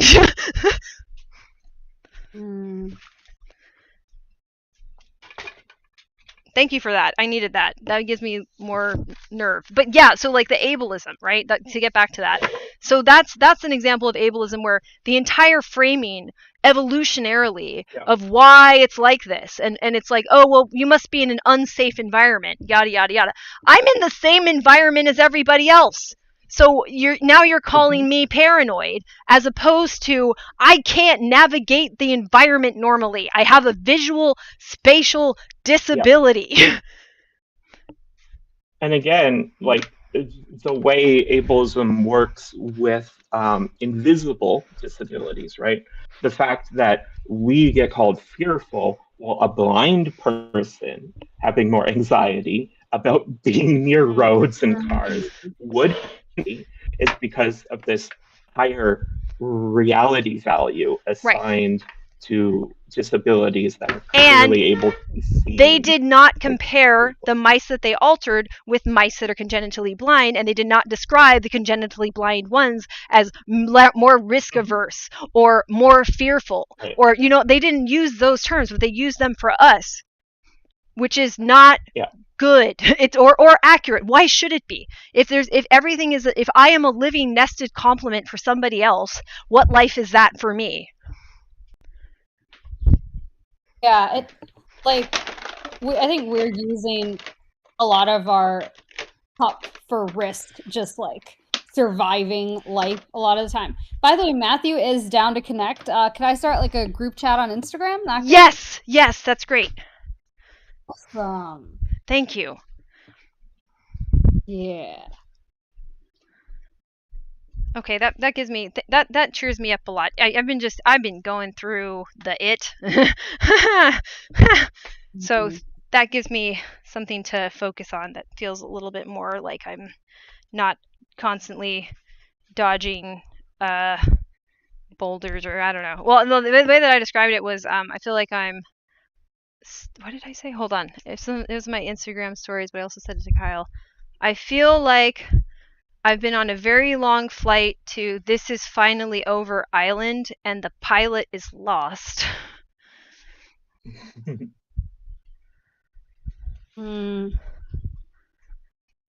Yeah, I hear ya. Like, any specific reason you've been feeling that way? Mostly lupus, I think. It's just like mostly probably having lupus, like on top of everything else. I'm like, okay. I need Like, that to yeah. make sense now. Yeah, it's been, because that intersected with the autism too. Yeah.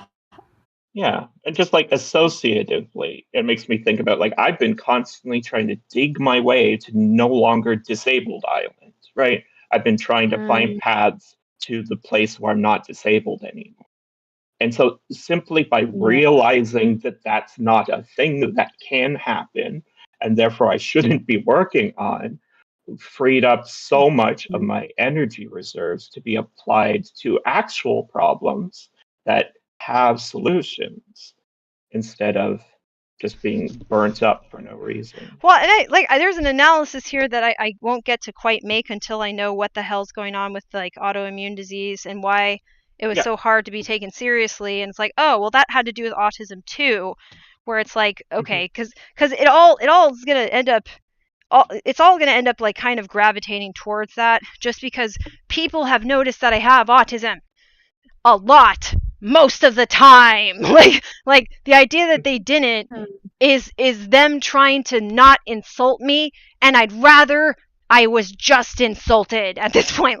Like just let's end that pretense. Why couldn't you take me seriously when I had medical issues? Why did I have to go around not knowing that I've been having rashes maybe almost all of my life, and I just thought I was ugly? Like, you guys, come on. That's not good. That's not great. Like, so being able to walk through the world and have people say to you information that I don't need. Like, basically, like, you aren't in such a bad place locationally. You aren't in such a bad place, in terms of a hierarchy. I'm like, it wouldn't matter if I was. I can't see it. I can't maintain that. Why would it matter? I can't control it. So then that means I'm dependent on somebody else and having to be good at something I'm disabled at, like completely fucking disabled at. So it kind of gets to me, because even when people try to correct my behavior, I was thinking of an example when I was trying to like join that discussion group that wasn't really a discussion group. Blah, blah, blah. Okay, so somebody said that they liked me. Yada yada yada to correct my behavior. I'm like, why did they say? They said, because if you look at global configurational, and this started as my idea, by the way, but it's already been backed up, that spatial reasoning is social skills, or social, as we think of what autistics are disabled at, as far as they go. So the y-axis is your hierarchy, which is closeness and distance from something that is desirable, safety. And then the x-axis is closeness to other people or other agents or other things that you can form relationships with that you then treat as allies or part of yourself, right? Something that enhances you, okay? Or even potentially enemies too, because eliminating them enhances yourself. So they were trying to tell me, you're close to me as a friend, even though I'm not. And then they were going to try to tell me, don't be disabled. Yes, right. And like, because I like you, stop being disabled. It's to always look at things at their recursiveness, right? Yes. So they're saying, oh, you're not in such a bad place. All you have to do is stay where you are. But you're saying, I don't know how I'm at this place. Yes. Therefore, it's not recursive. It could disappear at a moment. I don't know how I'm here. Yes. Right? I'm not entirely sure where here is, especially when I figured out here by using the recursive objects, and then the people may not honor the recursive objects. So they may value me being there, but not the recursive object. So they may throw me into blindness once again. They'll say, why are you holding on to your blanket? Why are you holding on to your blanket, Linus? Be a big boy. Bink. And then I'm lost. Right. And also they're modeling you as similar to them. They don't know that you're blind. So like you're saying, oh, you're at a great place where you're at a house that's teetering over a cliff. Yes. Where for you, this is not a great place to be, but they don't know that because they don't understand you. Right. They're like, look at your beautiful view. I don't see anything, but there is a cliff. Yeah.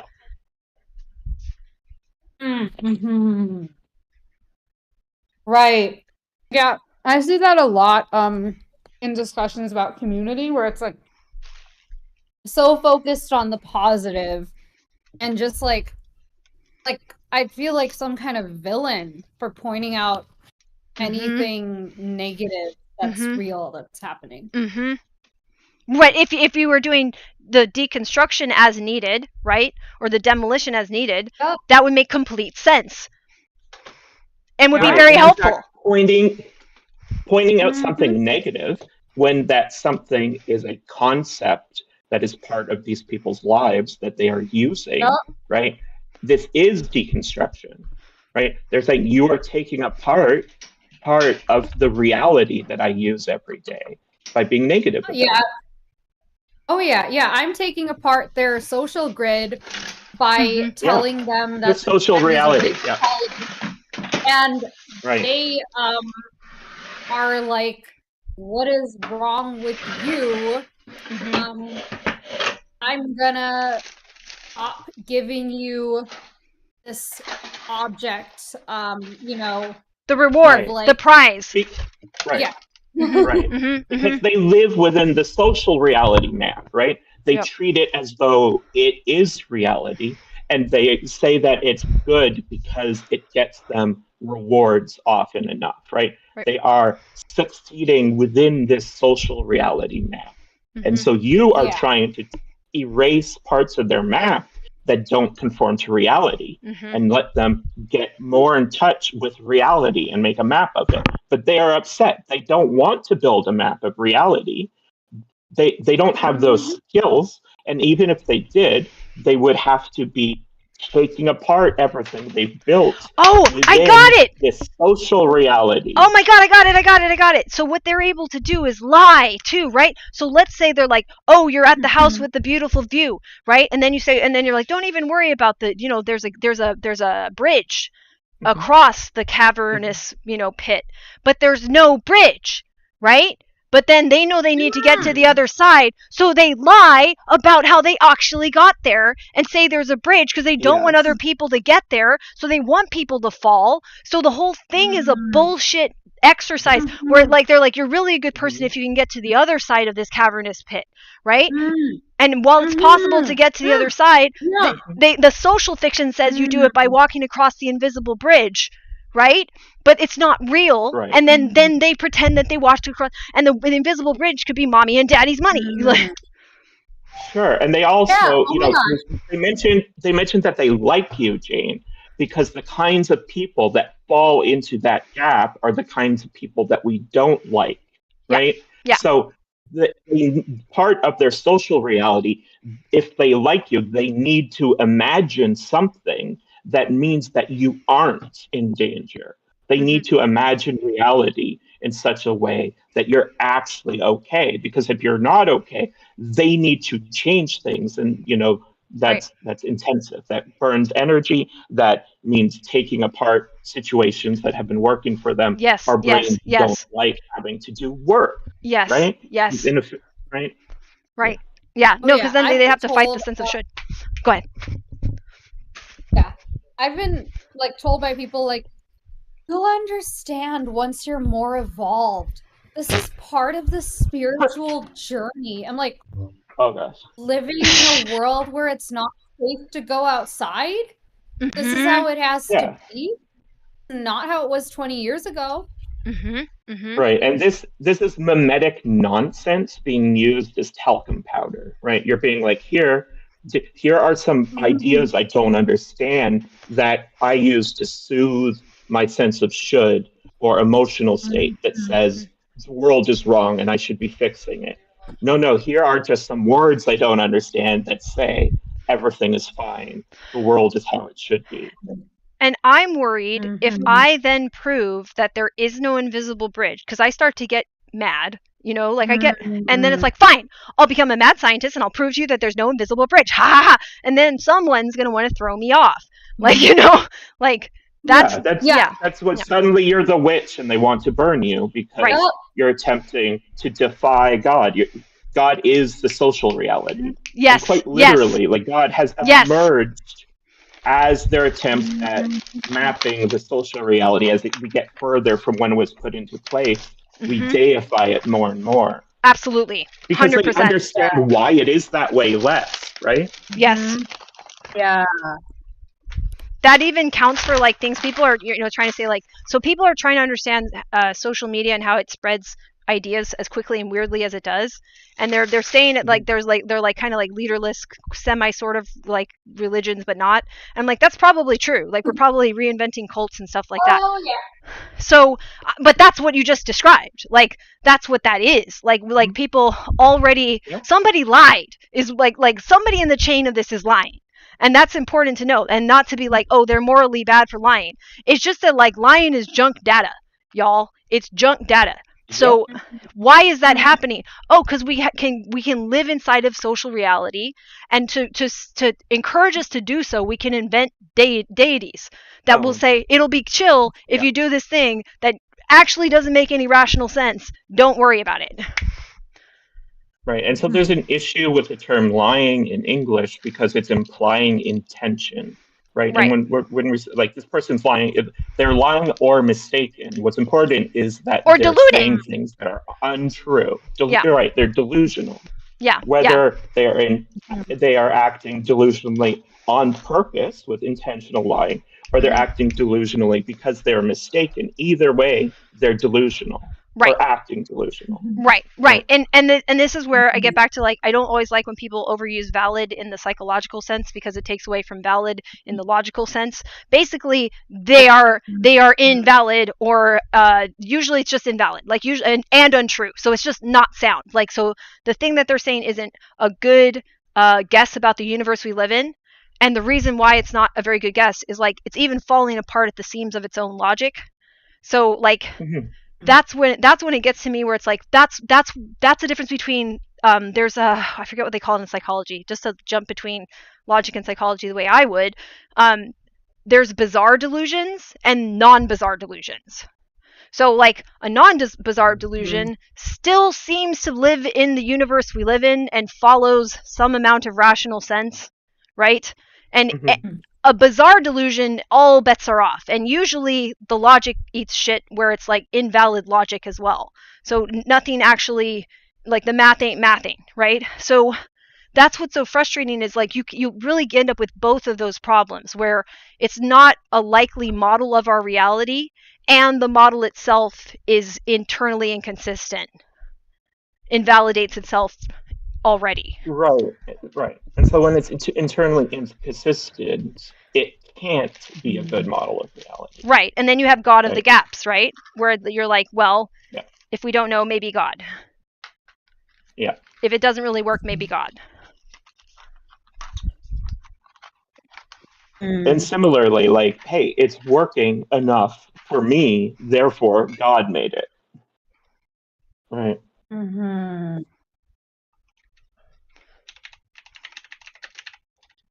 And also, like, oh, why is it not working? You've all went against God. Right, exactly. No, we've done that over and over again, right? And then and this is the vulnerable thing about being autistic, is I violated about 50 social norms since I woke up, okay? Like, we probably all have.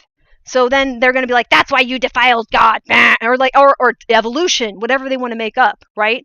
And then they'll just be like, see, you tried to go against your nature. And then I literally just can't handle talking to people that are that stupid. And they'll be like shoved in my face because they are bullies. Like, so now we have an environment that also has hella bullies. And I think some of my what is the word? Dang it. Not resistant. Reticence. Some of my reticence to get involved in certain spaces is like, but the bullies, right? I was like, I attract quite the bullies, like. But that's the autism thing, again, because abusers, right? Yeah, abusers. Even bullies is language of the system that produces abuse to downplay the severity. Thank you. Abuse. Yes. Abusers. Yes, exactly. And it's not like a moral thing where it's like, I am not an abuser, therefore I call you the abusers. I don't want to interact with abusers. I don't want to do it. Like, why am I having to do it so much that I have a theory on it?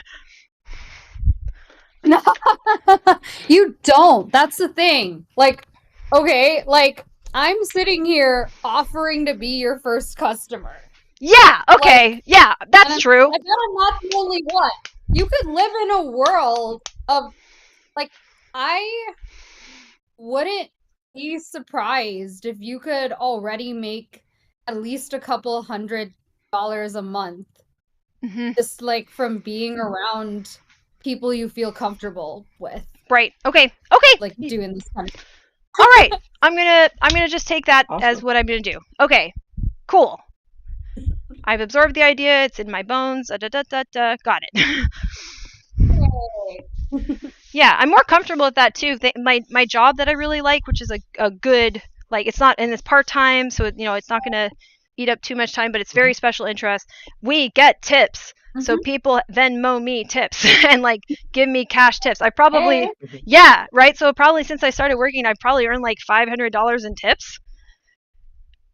And I'm like, oh, nice. Yeah, right. And like my experience in this job, like I try to like make sure people know I don't have a degree without freaking them out, because I have like hella experience in all these movement arts, and also I did study some kinesiology before I went to a conservatory in Canada for 3 years for ballet.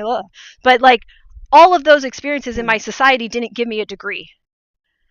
But right, so you have to let them know yeah. that you have been put in this hierarchy and it's acceptable for you to be here, but that you don't have the normal accreditation that others would have if they were put in the right. But the accreditation a lot of times is past the invisible bridge. So if you like, even from the, you see what I'm saying? So I'm like, so it's like I am more knowledgeable than most people doing my job out the gate.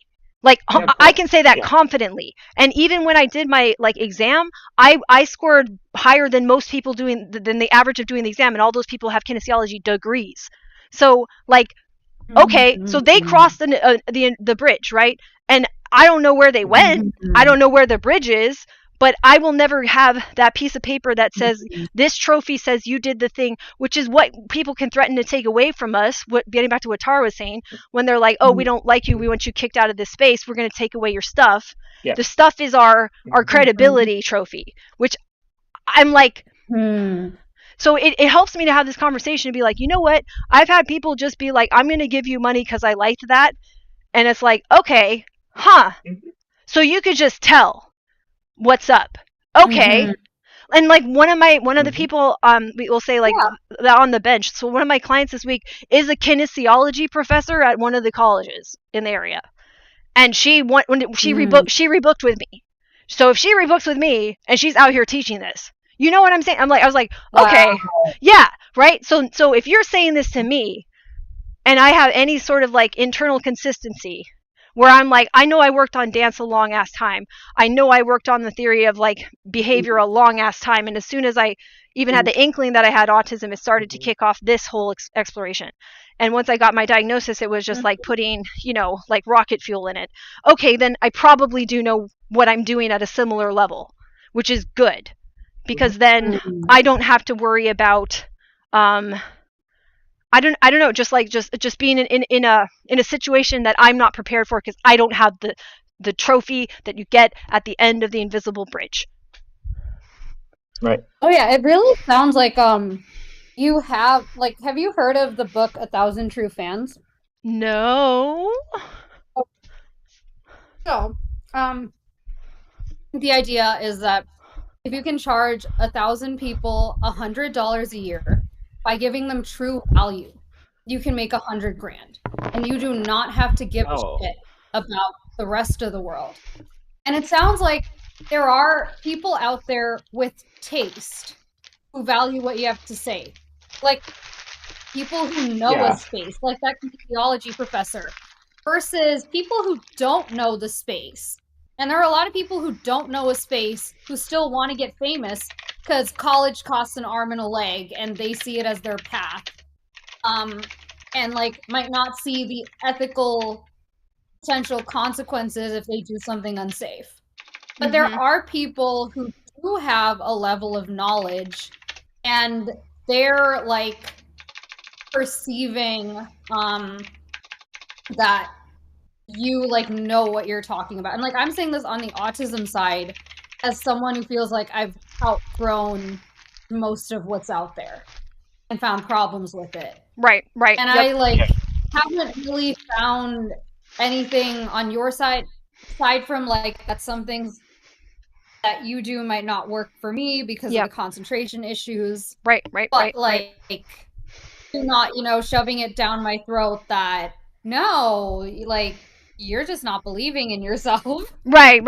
No. Like my theory, it's there. I think there's a couple of points that are happening in our brains that mimic each other or end up at a very similar place from a different starting point, but that like there's a couple of key principles in the brain that are the most economical, elegant solution, and we're more than likely going to use them if they're available. So with autism, it's like, can you use local featural? What happened to your global configurational? And even if it's somebody who has a different presentation of a condition that we don't even have a name for, right? Like, has this been your strategy? Because it's going to be a bunch of people's strategy.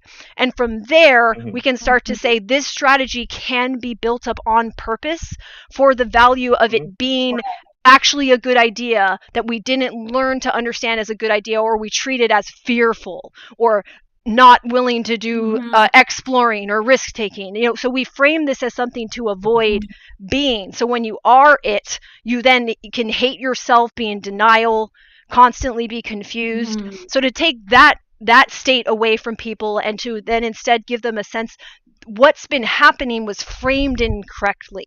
And I love that you said outgrowing it, because that's exactly it, because you're moving up levels of abstraction, right? And then things become a little bit more bound to the laws of reality, because you pull them out of a social context and into just like a this must be how these relationships really are, because otherwise you can't have all of these points in the same graph. You can't have this dynamic without this being the case in terms of you're modeling reality. The more abstract you get, you have to start modeling reality, because that's the container you're working with, not people's imagination or social reality. Just to recontextualize it again, like if 1,000 people, that's not a lot, like watching you do what you're already doing, working on the problem you're working on, a little bit publicly, enough to give you $8.34 every month, that means you will earn $100,000 a year. Wow. Right. Okay. Yeah. Right. Or you already know that people want to give you that much money, right? Because you already have Twitch subscribers, right? Right. And Twitch subscription costs $5. You are only getting $2.50, but people are trying to give you $5 a month already. Right.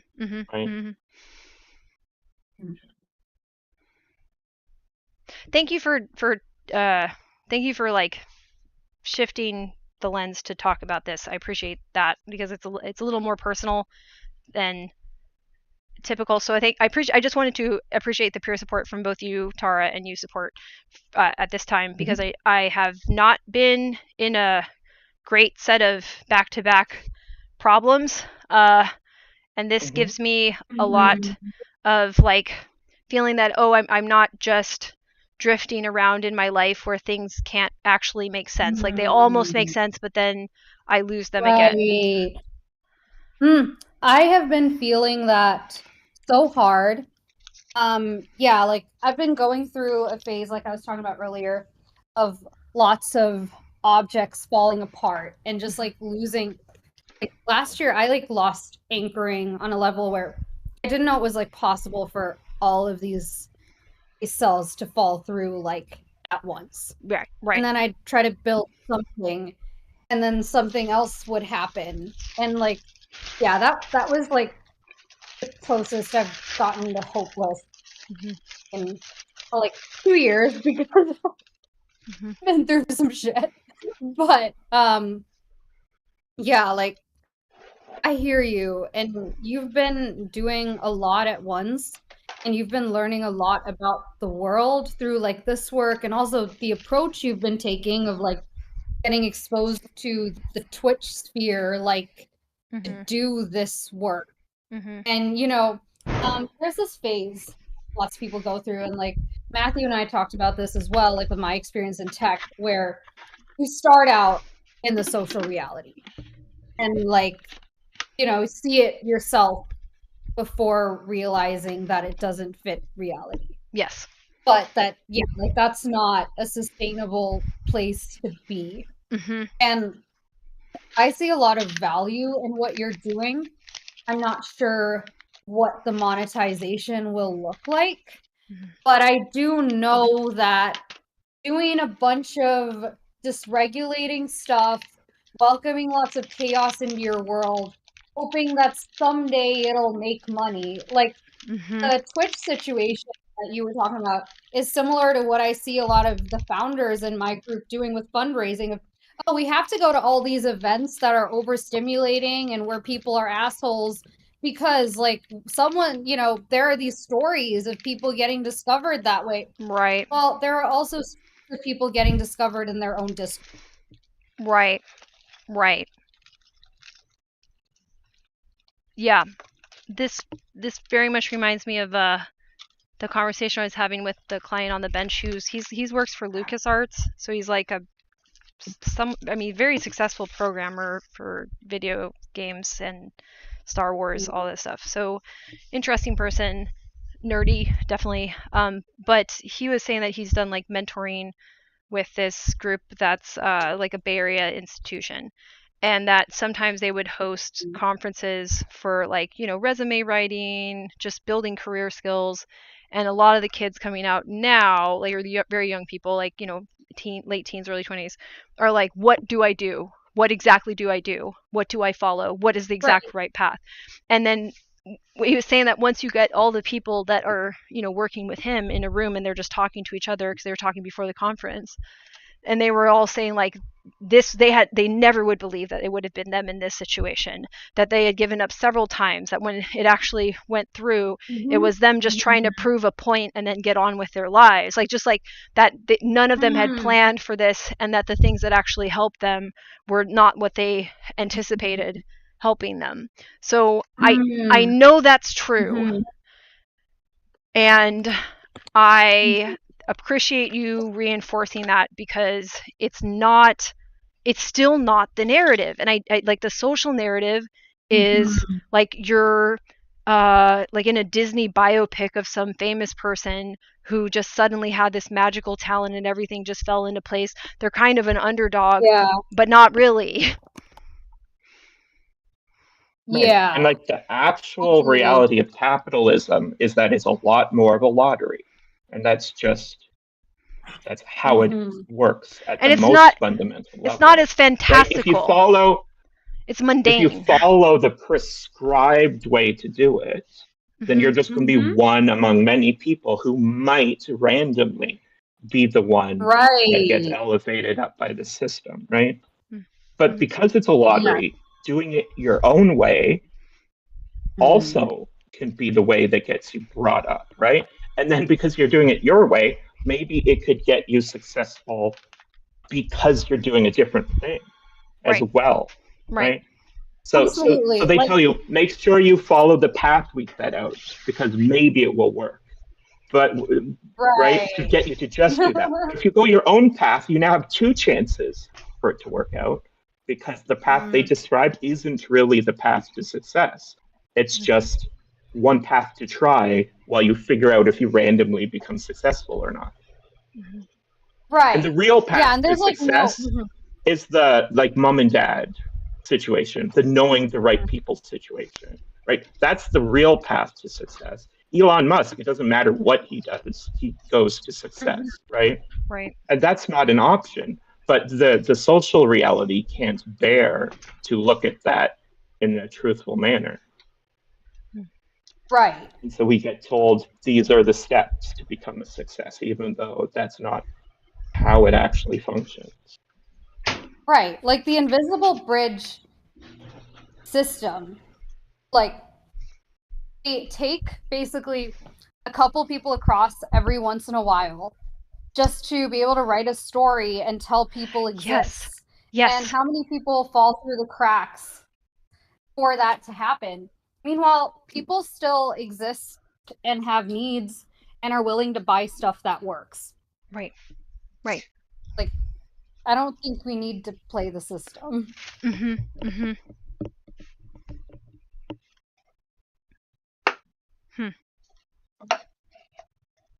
It is 2:58. I was gonna go over by a little bit because I started late, but I want to check in on with everybody and if they need to leave at 3. Or should leave at 3. I'll probably get going. Okay. Thank you for coming. This was great. And then I will check in on Instagram and also other ways we talk, text, etc. Awesome. Yeah, Matthew messaged you on Instagram in our group chat. Okay, great. Awesome. Okay, I'm going to do that right after stream. Awesome. All right. Awesome. Bye, And awesome then- people. Love you. Yeah. You too. Talk to you later. All right, bye. Right.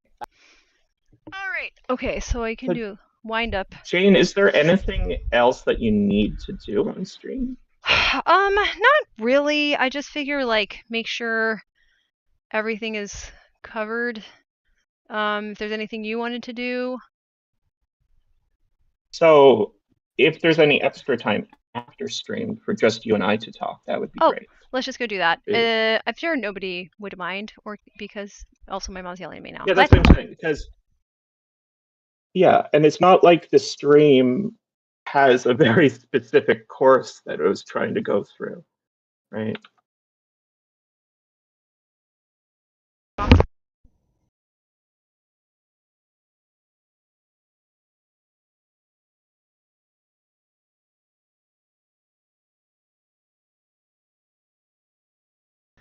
Sorry.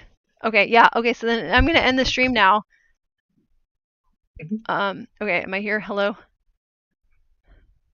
All right, so I will end the stream now, and then I will go do more cognitive factoring on the flip side. If people want to come through, I haven't been able to do weekend streams, or sorry, weekday streams. I'm gonna try to do that. So just come by Monday around 8. I should be streaming, and it will be something more along the lines of this. So there'll be options to do a call-in. If you call in, however, it has to be cognitive factory stuff. If you don't know how to do it, I'll explain it. Like we cannot shoot the shit anymore. The shit has been shot. No more shooting shit. Okay. All right, that's all. Okay. All right, I'm gonna end stream now. Have a good day, everybody. Give yourself a self hug. Those are nice.